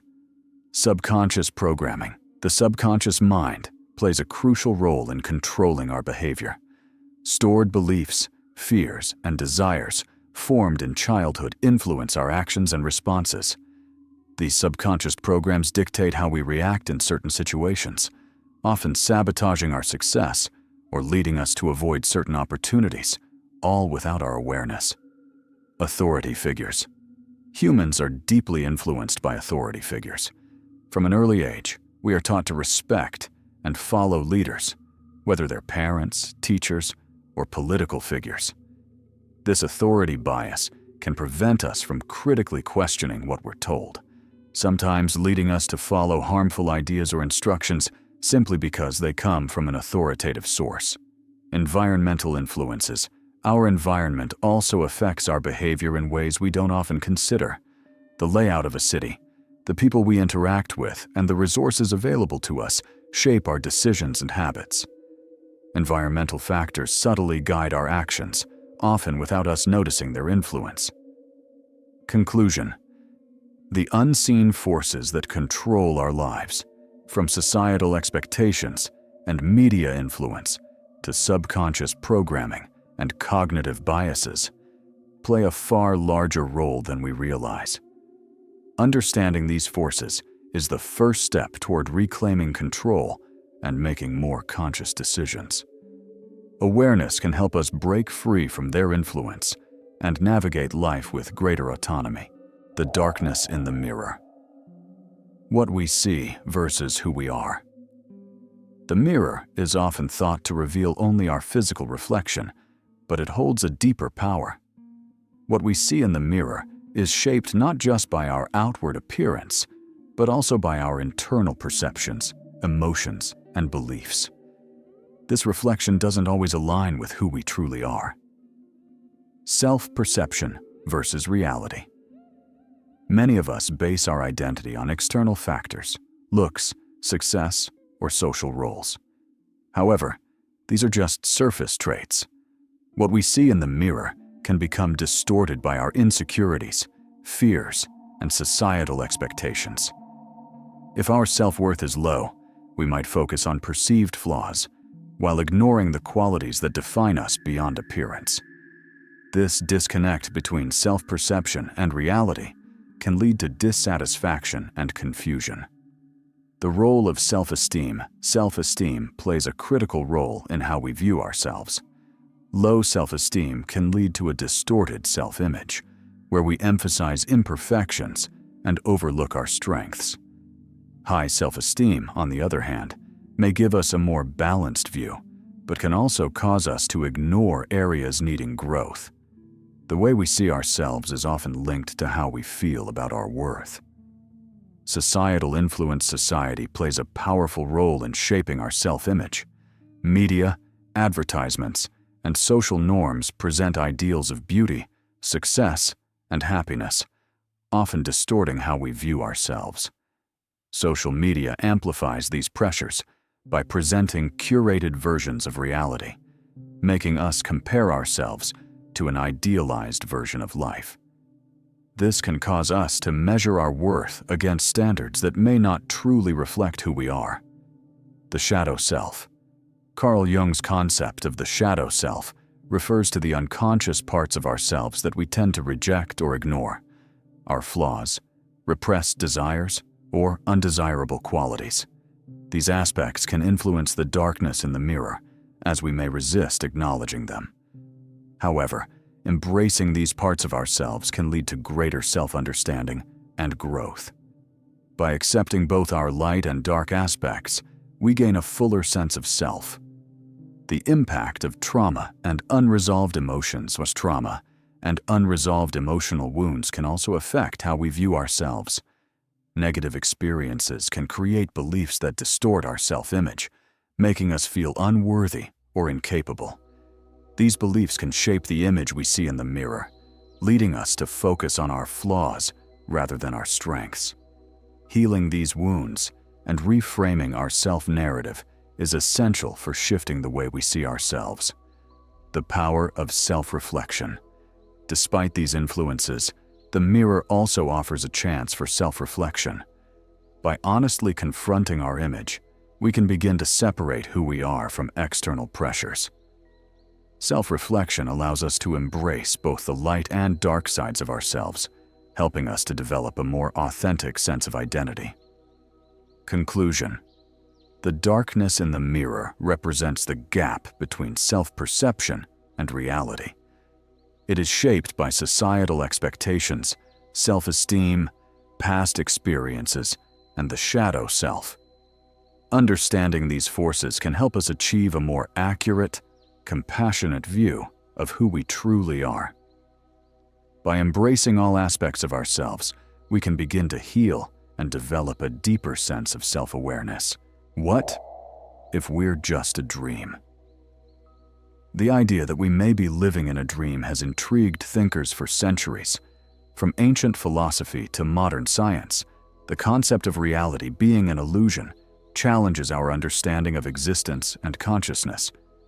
What if everything we experience, the people, the places, and even ourselves, are simply part of someone else's dream? The philosophy of idealism. One of the earliest theories comes from idealism, which argues that reality only exists because we perceive it. The philosopher George Berkeley suggested that everything in the world is a product of our mind. If this is true, then what we see, feel, and experience might be no more than the figments of a higher mind's imagination.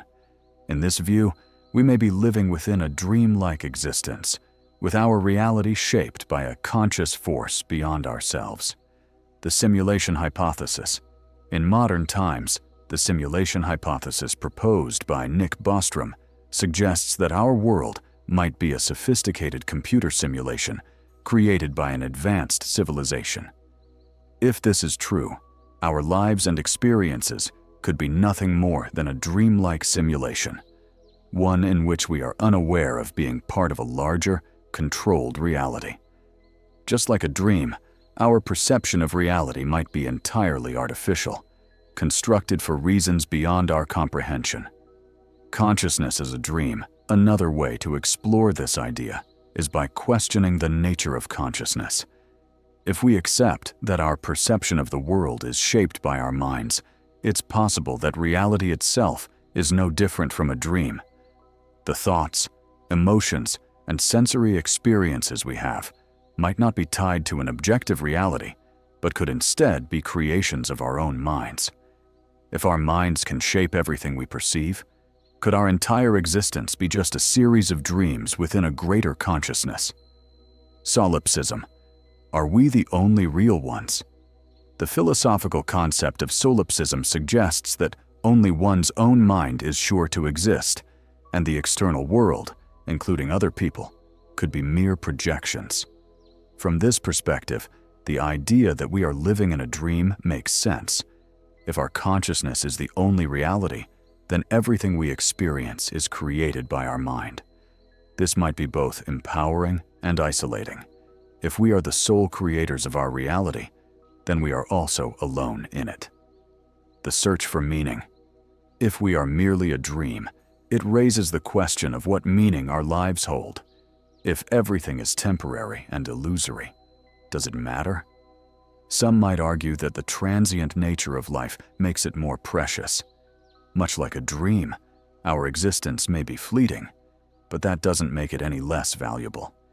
The uncertainty of whether we are real or not can encourage us to live more fully, appreciating the present moment, regardless of its permanence. Conclusion. Whether we are a dream, a simulation, or something else entirely, the idea challenges us to question the very nature of existence. It forces us to reflect on what is real and whether our lives have meaning if they are just temporary illusions. While we may never know for sure, contemplating this idea reminds us of the mysterious and often uncertain nature of life, urging us to explore and embrace the unknown. The silent monsters in our minds. Inside each of us, there are silent monsters, thoughts, fears, and emotions that quietly influence our actions and perceptions. These monsters aren't external creatures, but internal struggles that shape how we see ourselves and the world. They are the fears, doubts, and feelings we bury deep within, often hidden from view, but they silently control much of our lives. Fear. The most common monster. Fear is perhaps the most prevalent silent monster. It can manifest in many forms: fear of failure, rejection, or the unknown. Unlike external threats, fear works silently in our minds, paralyzing us and preventing us from taking risks. It creates a sense of unease and can stop us from living fully. This monster doesn't shout. It quietly whispers doubts that keep us from moving forward. Guilt and shame, the silent burdens. Guilt and shame are another pair of silent monsters. They often go unnoticed until they begin to affect our self-worth. Guilt stems from actions or mistakes, while shame comes from feeling inherently flawed. Both emotions can weigh heavily on us, preventing us from living freely and holding us back from personal growth. They thrive in the shadows of our minds, quietly controlling how we see ourselves. Anxiety. The invisible chains. Anxiety is another monster that doesn't make loud noises, but affects us constantly. It's not always tied to a specific event, but lingers, creating a general sense of unease. Anxiety often stops us from acting on opportunities because of an overwhelming fear of the unknown or failure.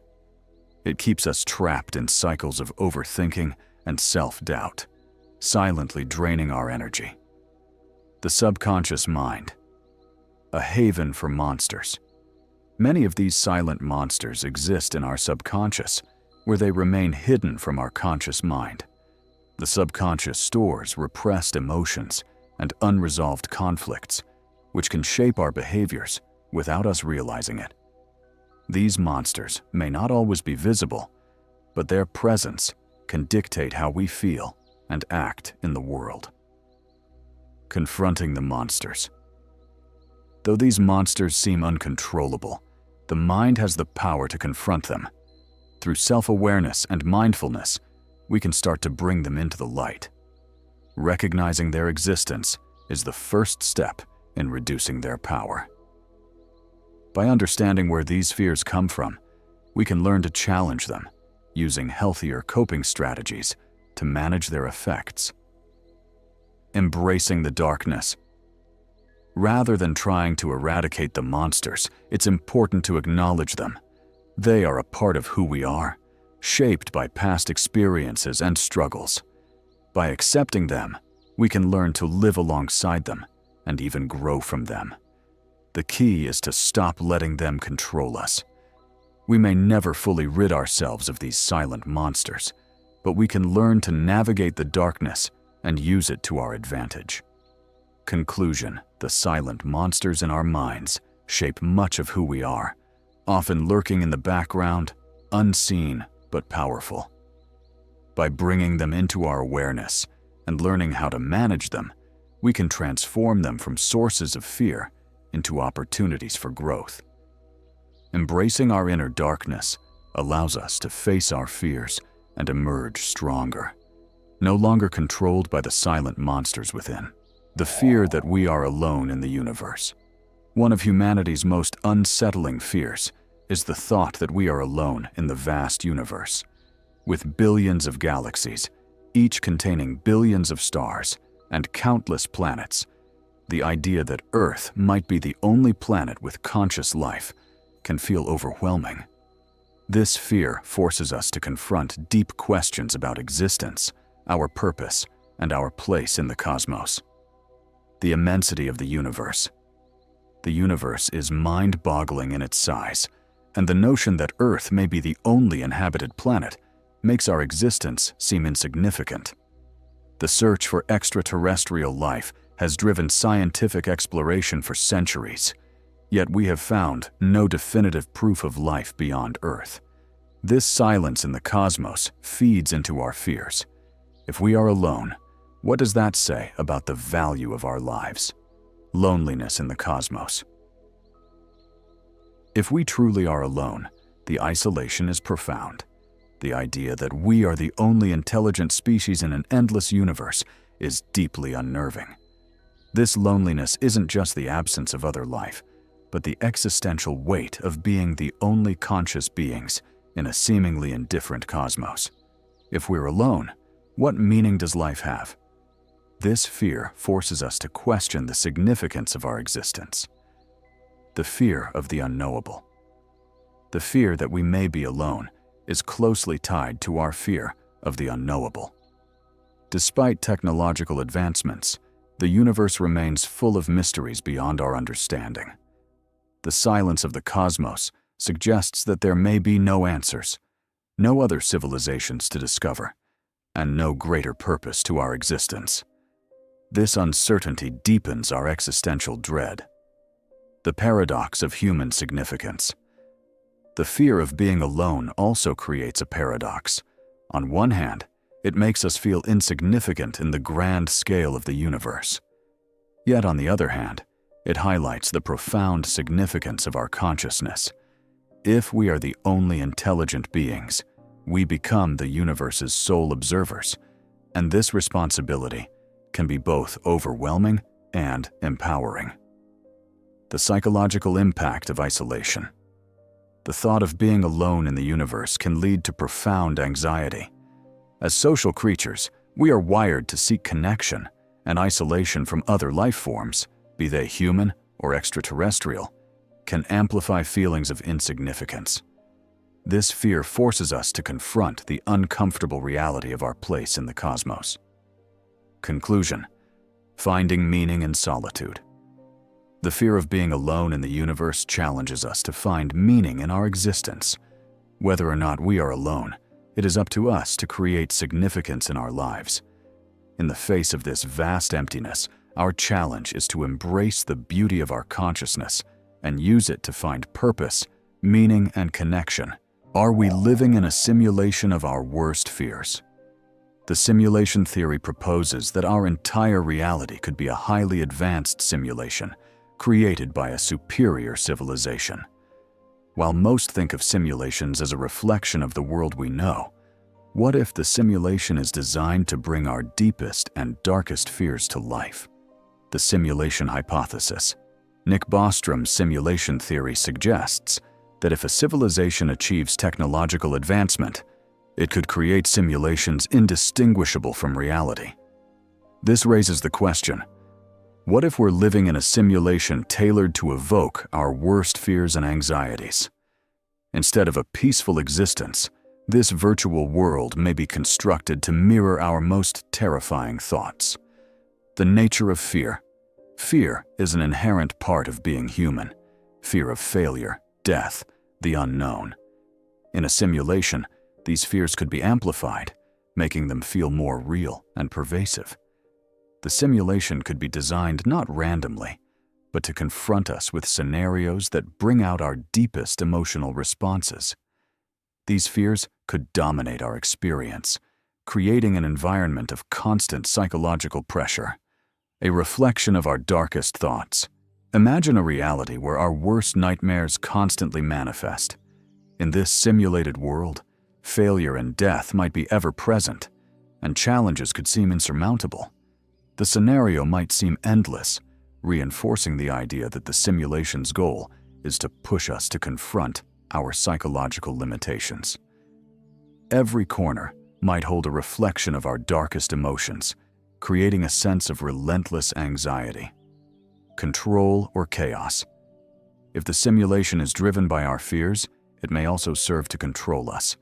The creators might manipulate our experiences to elicit specific reactions, shaping our decisions and behavior.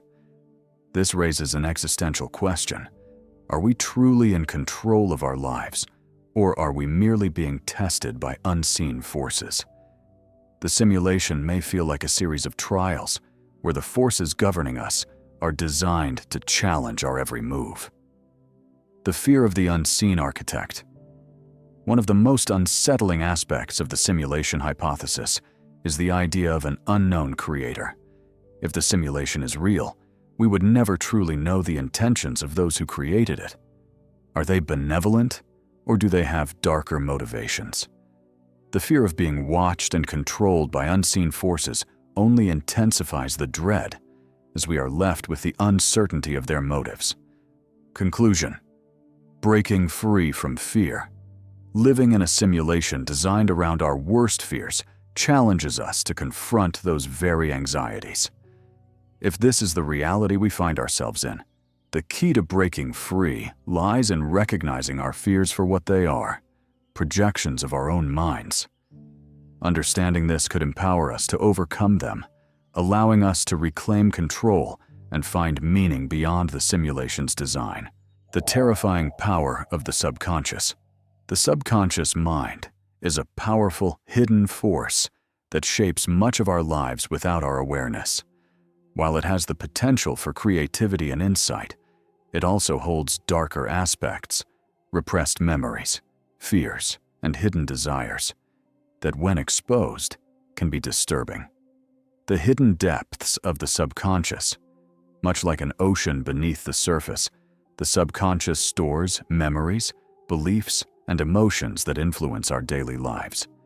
These might include past traumas, fears, or even childhood experiences we've forgotten. but they continue to impact how we react to situations and people. While we may not consciously recall these memories, the subconscious directs our behaviors and decisions. Repression, the dark mechanism. Repression is the mind's way of protecting us from emotional pain by pushing traumatic memories out of our conscious awareness. However, these memories don't disappear. They remain in the subconscious, often surfacing later in life in unexpected and unsettling ways. These repressed memories can lead to sudden emotional reactions, irrational fears, or behavioral patterns that seem to come out of nowhere. Dreams, glimpses of the subconscious. Dreams provide insight into the subconscious mind. While many dreams are benign, others can be deeply disturbing. Nightmares, for instance, often stem from unresolved anxieties or fears, serving as a way for the subconscious to process emotional turmoil. Dreams thus act as a window into our hidden thoughts and emotions, revealing our deepest fears and desires. The hidden influence on behavior. The subconscious controls much of our behavior. Without us realizing, it influences how we perceive the world, make decisions, and interact with others. This can lead to irrational fears, compulsions, or automatic behaviors. For example, a person who experienced trauma may develop phobias or avoid certain situations, even if they can't consciously recall the event. The subconscious shapes our daily actions, often without us realizing it. The fear of losing control. One of the most unsettling aspects of the subconscious is the fear that it may control us. If our thoughts, emotions, and actions are influenced by the subconscious, it raises the question of how much control we truly have. The fear that we might be slaves to our subconscious drives can be terrifying, as it suggests we are not fully in control of our own minds. Addiction and compulsions. The subconscious is also a major player in addiction and compulsive behavior. Many addicts report that their cravings feel like they come from deep within, beyond their control. These urges often stem from unresolved emotions or unconscious desires that the subconscious creates as a coping mechanism. In this way, the subconscious can trap us in destructive cycles. Confronting the subconscious. To break free from the subconscious's grip, we must confront the hidden aspects of our minds. Therapy, mindfulness, and self-reflection can help us access the subconscious and address the fears, traumas, and desires that influence our behavior. By understanding and healing these deeper layers, we can regain control of our thoughts and actions, turning the subconscious from a force of fear into one of empowerment. The subconscious mind is a powerful force, shaping our experiences and behaviors. While it can be a source of creativity and insight, it also holds darker aspects that can disturb us. Confronting these hidden forces requires courage and self-awareness, but by doing so, we can unlock its full potential in a positive way. The descent into madness. Is there a point of no return? Madness, or mental illness, has fascinated humanity for centuries. It raises profound questions about the nature of the mind, reality, and what it means to lose control. One of the most terrifying ideas associated with madness is the concept of a point of no return, the moment when one cannot escape the descent into madness. The nature of madness, is often seen as a departure from what is considered normal mental functioning. It can be marked by distorted perceptions of reality, severe emotional instability, and erratic behavior. What is seen as madness in one culture or era may be viewed differently in another. Historically, madness was often thought to be a supernatural curse, but today we understand it as a complex interaction between genetics, environment, and neurobiology. The spectrum of mental illness. Madness isn't one singular condition, but a spectrum of mental health disorders ranging from mild anxiety to severe conditions like schizophrenia. The journey into madness often begins subtly with small changes in thinking or perception, making it hard to detect before it becomes overwhelming. For some, it may start with increased stress or anxiety, slowly creeping into a more significant disturbance of reality. The point of no return. Is there a moment when one crosses a line beyond which recovery is impossible?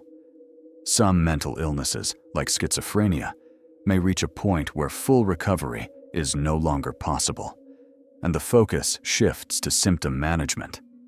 However, for others, the descent into madness may be more gradual, and while it may seem irreversible, recovery is still possible. The role of trauma and stress. Unresolved trauma, particularly from childhood, can leave deep scars on the psyche, often leading to mental illness later in life. Stress is another significant factor in the descent into madness. As modern life becomes more stressful, the pressure can push people past their limits, leading to mental breakdowns.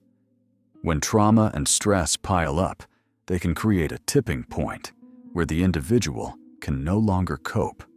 Isolation and society's response. Isolation can accelerate the descent into madness. Without social support, individuals may lose touch with reality. Additionally, society's stigmatization of mental illness often worsens the situation.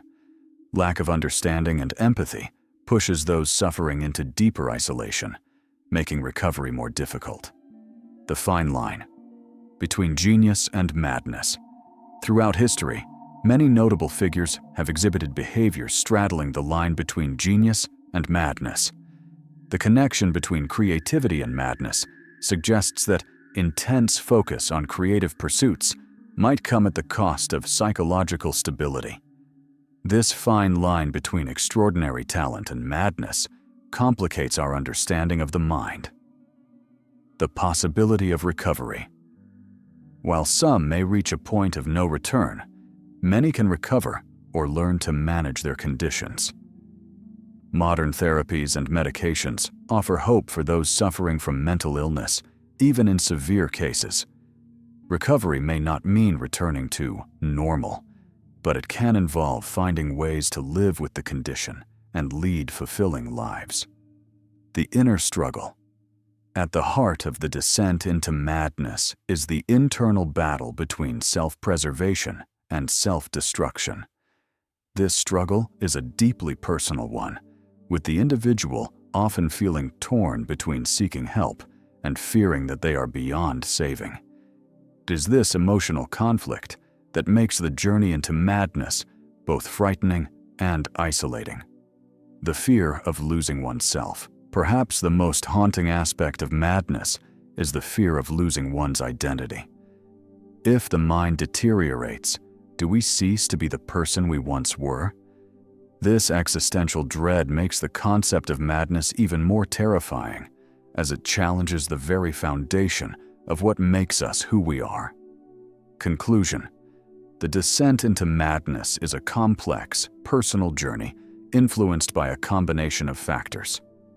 While a point of no return may exist for some, many can recover with the right treatment and support. Madness is not a singular destination but a spectrum, and though the journey is often tragic, there is always hope for healing and transformation.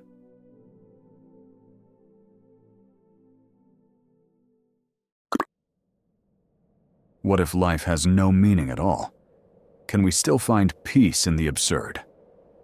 Let's explore the philosophy of absurdism and how it helps us make sense of our chaotic world. In a universe where nothing seems to have a true purpose, absurdism teaches us that the struggle itself may be the point. Today, we'll uncover how to embrace the chaos. Core concept of absurdism.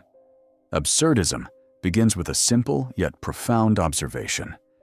Humans search for meaning, but the universe offers none. We live in a world full of questions about ourselves, our purpose, and the nature of existence. Yet, the universe seems indifferent, offering no answers. It's a paradox, one that creates a tension within us, a tension Camus referred to as the absurd. Absurdism is the confrontation between our need for clarity, order, and meaning, and the universe's total indifference to our search. This feeling of absurdity is not an accident, nor is it a modern flaw. It's as old as human existence itself. Every culture, every philosophy has tried to offer answers to life's ultimate questions. What are we here for? Why do we exist? But none can promise a simple, satisfying answer. The universe simply does not care. Imagine you are standing at the edge of the ocean, staring into its vast expanse. The waves crash endlessly, without purpose or pattern, much like life itself. You ask, why am I here? What am I meant to do? The ocean responds with silence, indifferent to your question. This, according to the philosophy of absurdism, is what we face every day. A deep and profound search for meaning in a universe that offers none. One of the most powerful ways to understand absurdism is through the myth of Sisyphus, as told by Camus. Sisyphus, in Greek mythology, was condemned by the gods to roll a boulder up a mountain for eternity. Every time he neared the top, the boulder would roll back down, and he would be forced to start the task again, endlessly. This eternal cycle of futile labor is the perfect metaphor for absurdism. Camus took this myth and used it to illustrate a key point. Life, like Sisyphus's task, seems inherently pointless. We toil, we work, we search for meaning. Yet no matter how much we try, the universe remains indifferent to our efforts. But here's where absurdism takes an unexpected turn. Camus argues that we must imagine Sisyphus happy. Wait, happy? How can a man condemned to eternal futility be happy? The answer lies in the idea that the struggle itself is enough. The beauty of absurdism isn't in finding meaning, but in embracing the absurdity of life and choosing to live fully despite it. You see, Sisyphus represents the human condition. We too are condemned to search for meaning, to labor endlessly in a world that offers no clear answers. But the power of absurdism is in our response to that challenge. Instead of despairing, we are called to accept the absurdity, and in that acceptance, we find a form of freedom. Every day, we wake up, go about our lives, and engage in tasks that may seem futile in the grand scheme of things. But instead of being crushed by the weight of this truth, absurdism invites us to find meaning in the act of living itself. It's in our defiance against the universe's indifference that we begin to create our own purpose. Camus' philosophy does not suggest that we should abandon life, nor that we should resign ourselves to despair. Instead, it urges us to live with the absurd, to recognize the futility of our search for meaning, and still choose to live with vigor, authenticity, and passion. Living with the absurd is not about waiting for a grand revelation or expecting the universe to make sense. It's about choosing to live, to love, and to find joy in the process itself. Just as Sisyphus continues his task without hope for completion, we too can find fulfillment in the journey, not the destination. Imagine for a moment, instead of searching desperately for purpose, you embrace the present moment. You engage in life's experiences, whether they're simple pleasures, personal connections, or creative acts, without demanding that they provide ultimate meaning. You accept the inherent chaos of existence and make peace with it. This is where absurdism offers a form of profound freedom. In acknowledging that there is no grand cosmic plan, we are liberated from the pressure of finding one. We can stop chasing elusive answers and, instead, start living fully in the moment. So, what does it mean to live as an absurd hero? In Camus's view, an absurd hero is someone who not only acknowledges the absurdity of life, but actively embraces it. This hero does not seek to escape or deny the absurd. Instead, they confront it head-on, and in doing so, they take charge of their own life. The absurd hero is free because they understand that the search for meaning may be a fruitless endeavor, and yet they persist. They do not wait for some divine revelation or a final answer to life's questions. They find meaning in the living itself. As you lie here, drifting into sleep, think about how this philosophy applies to your own life. Perhaps you're facing a challenge, a feeling of uncertainty, or a moment of doubt. Absurdism teaches us that we don't need to have all the answers. We don't need everything to make perfect sense. What matters is how we choose to live despite it all. Embrace the absurd. Live your life with awareness that the world may never provide you with perfect meaning, and that's okay. In this space, you are free to create your own meaning, and in the process, experience life in its raw, chaotic beauty. So, what is absurdism asking of us? To accept the absurd, and in that acceptance, to find our own meaning in life, not through grand purpose or cosmic destiny, but through living with intention, with presence, and with courage, despite the uncertainty. This is the freedom that absurdism offers, a freedom to live fully, to create joy, and to embrace the chaos. The absurd hero's journey. When we talk about the absurd hero's journey, we're speaking about an individual who fully understands the fundamental absurdity of life.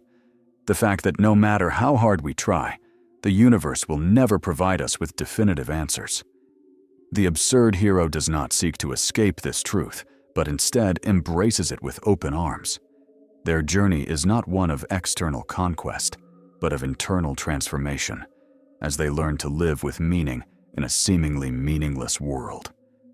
The absurd hero's journey is a path marked by courage and acceptance.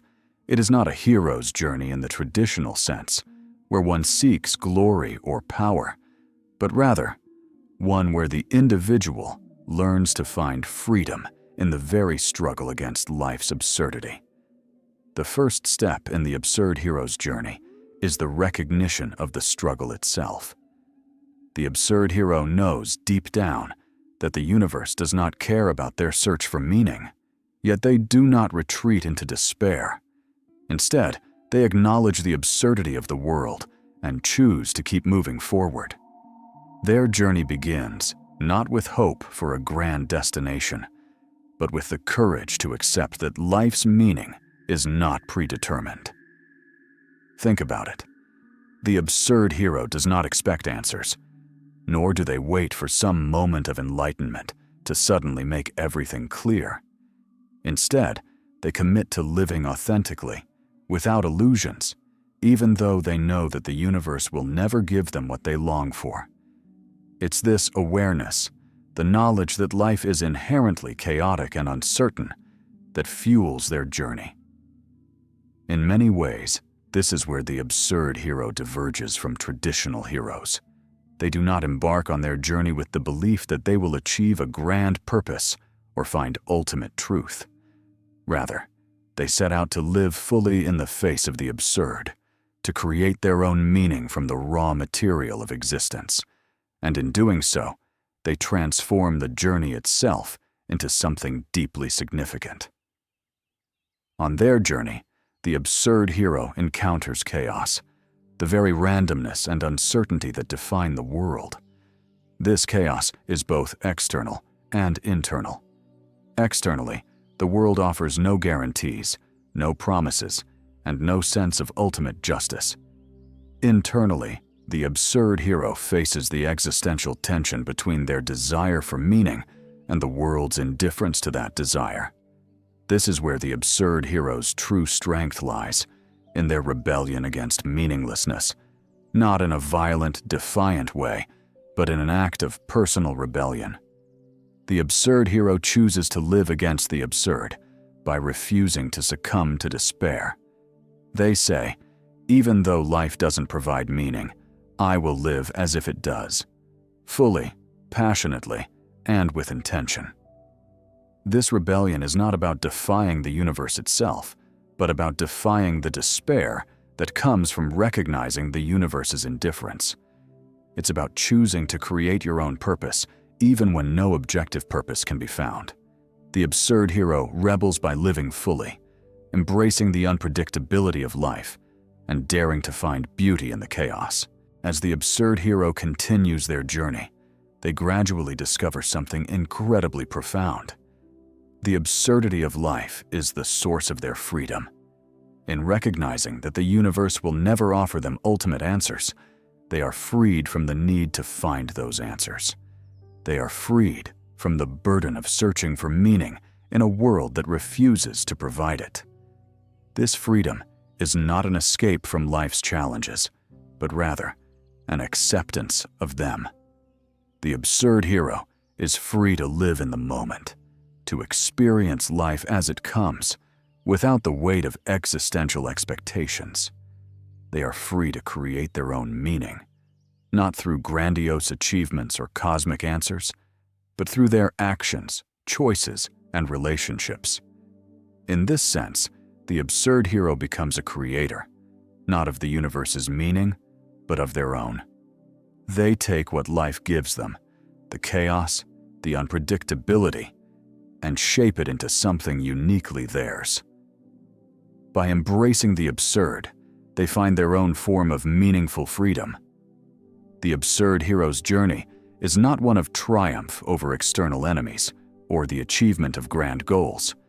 Instead, it is a journey of acceptance and defiance, where the hero learns to live authentically, fully, and courageously, despite the universe's indifference. It is a journey that teaches us that the struggle itself is what makes life meaningful, and that by embracing life's absurdity, we are free to create our own meaning.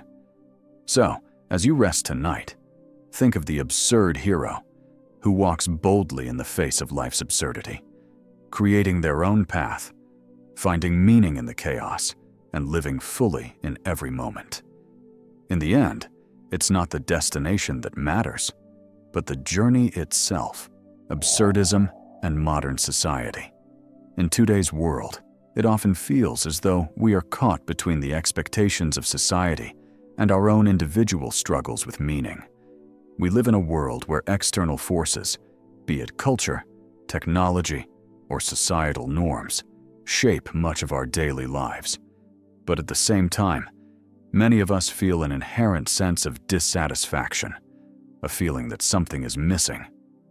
This disconnect between what we are told to value and what we personally find meaningful is at the core of what Albert Camus called the absurd. In the context of modern society, absurdism forces us to confront the tension between the structured, predictable nature of modern life and the chaotic, unpredictable world that we, as individuals, inhabit. We may find ourselves questioning whether the structures around us, capitalism, social media, the constant pursuit of progress, actually provide us with a sense of meaning, or if they simply distract us from the reality of existence itself. Modern society is often obsessed with progress.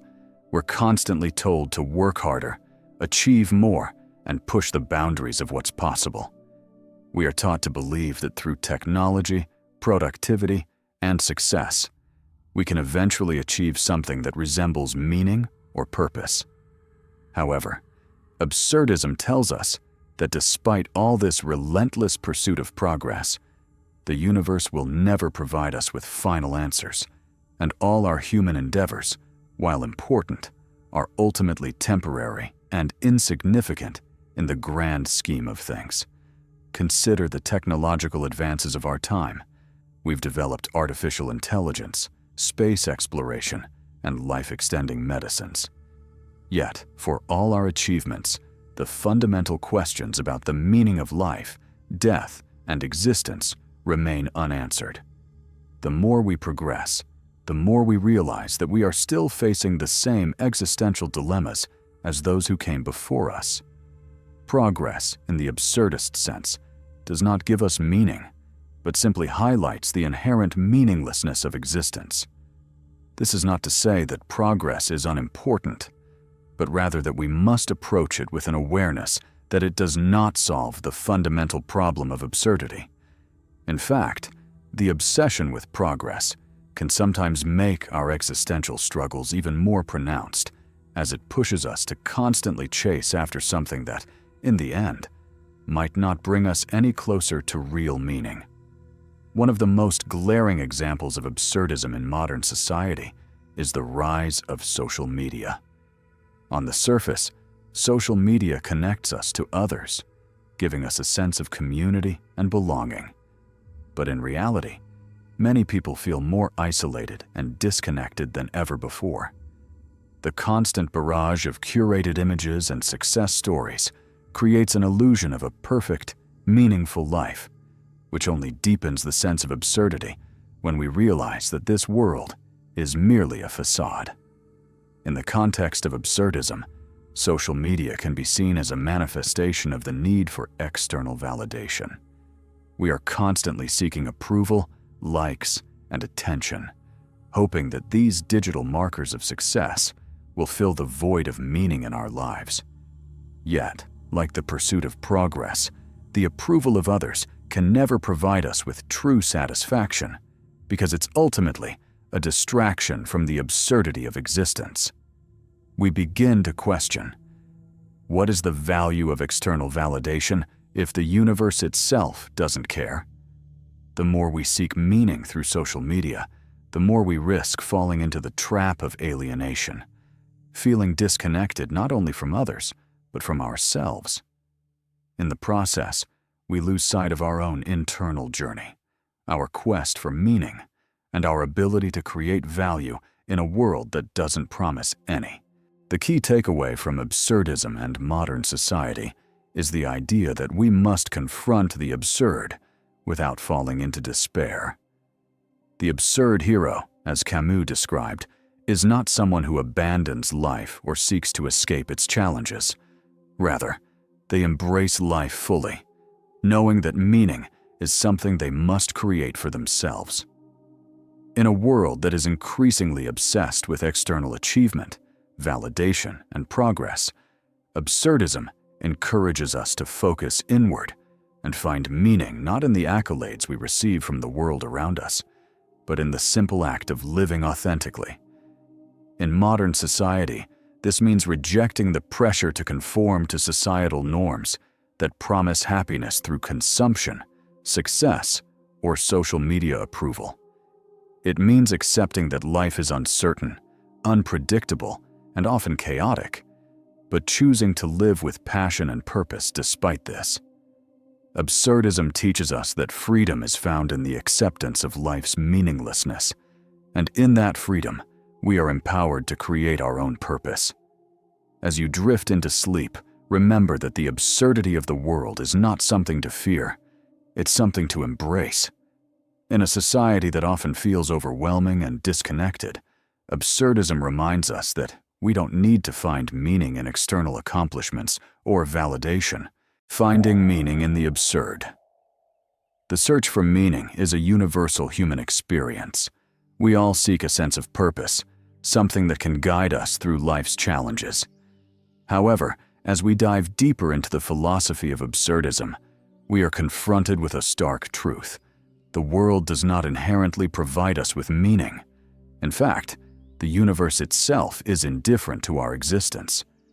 But does this mean that we are doomed to live without purpose?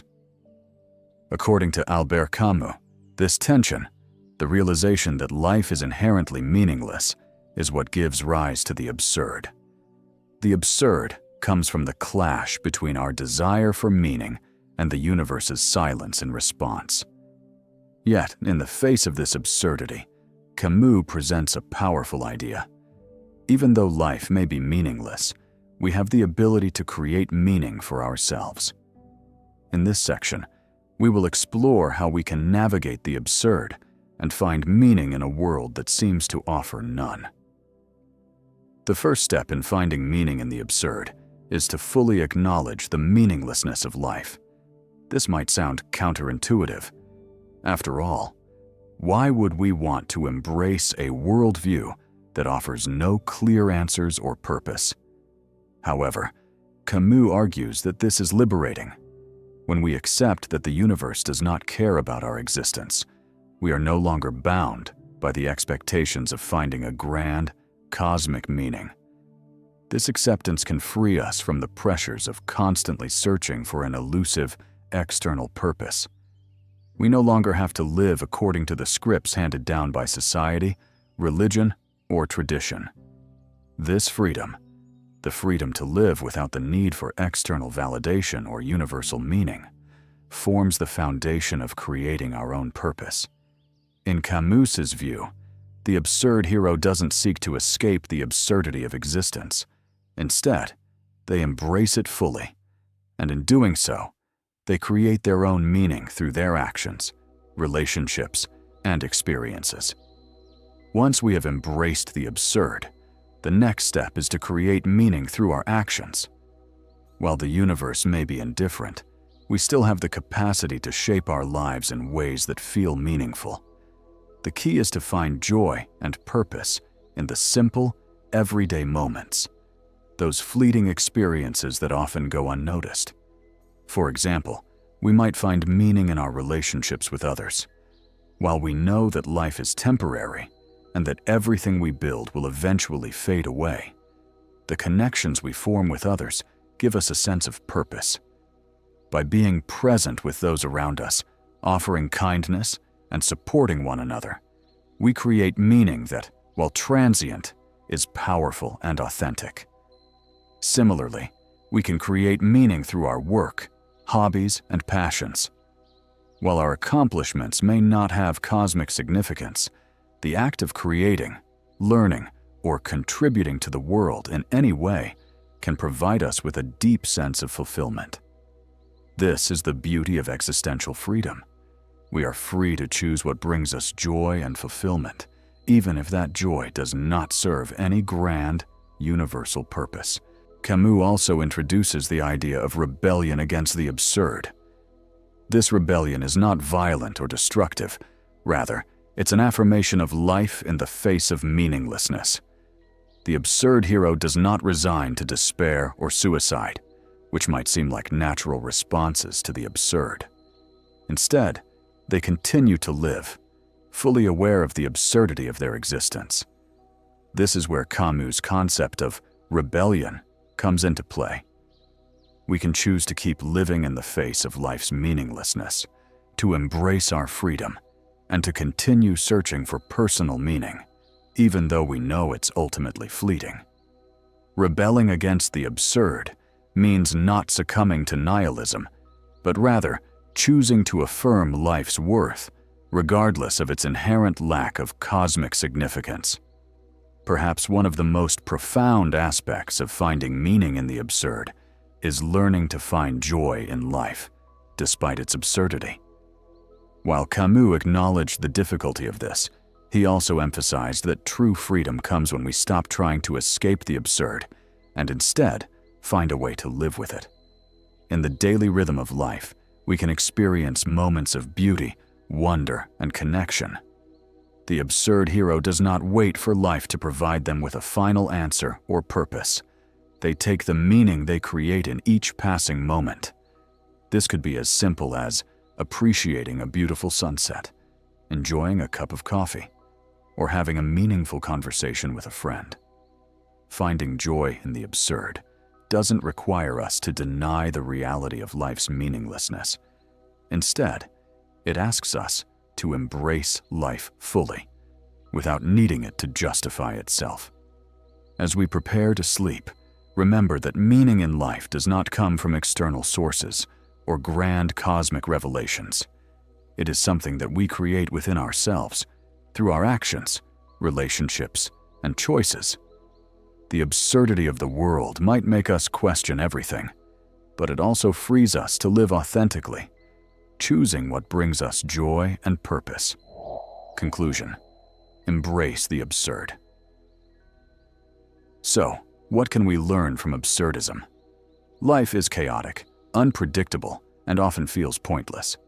But through the lens of absurdism, we find freedom in acknowledging that there is no ultimate meaning, and in that freedom, we can create our own.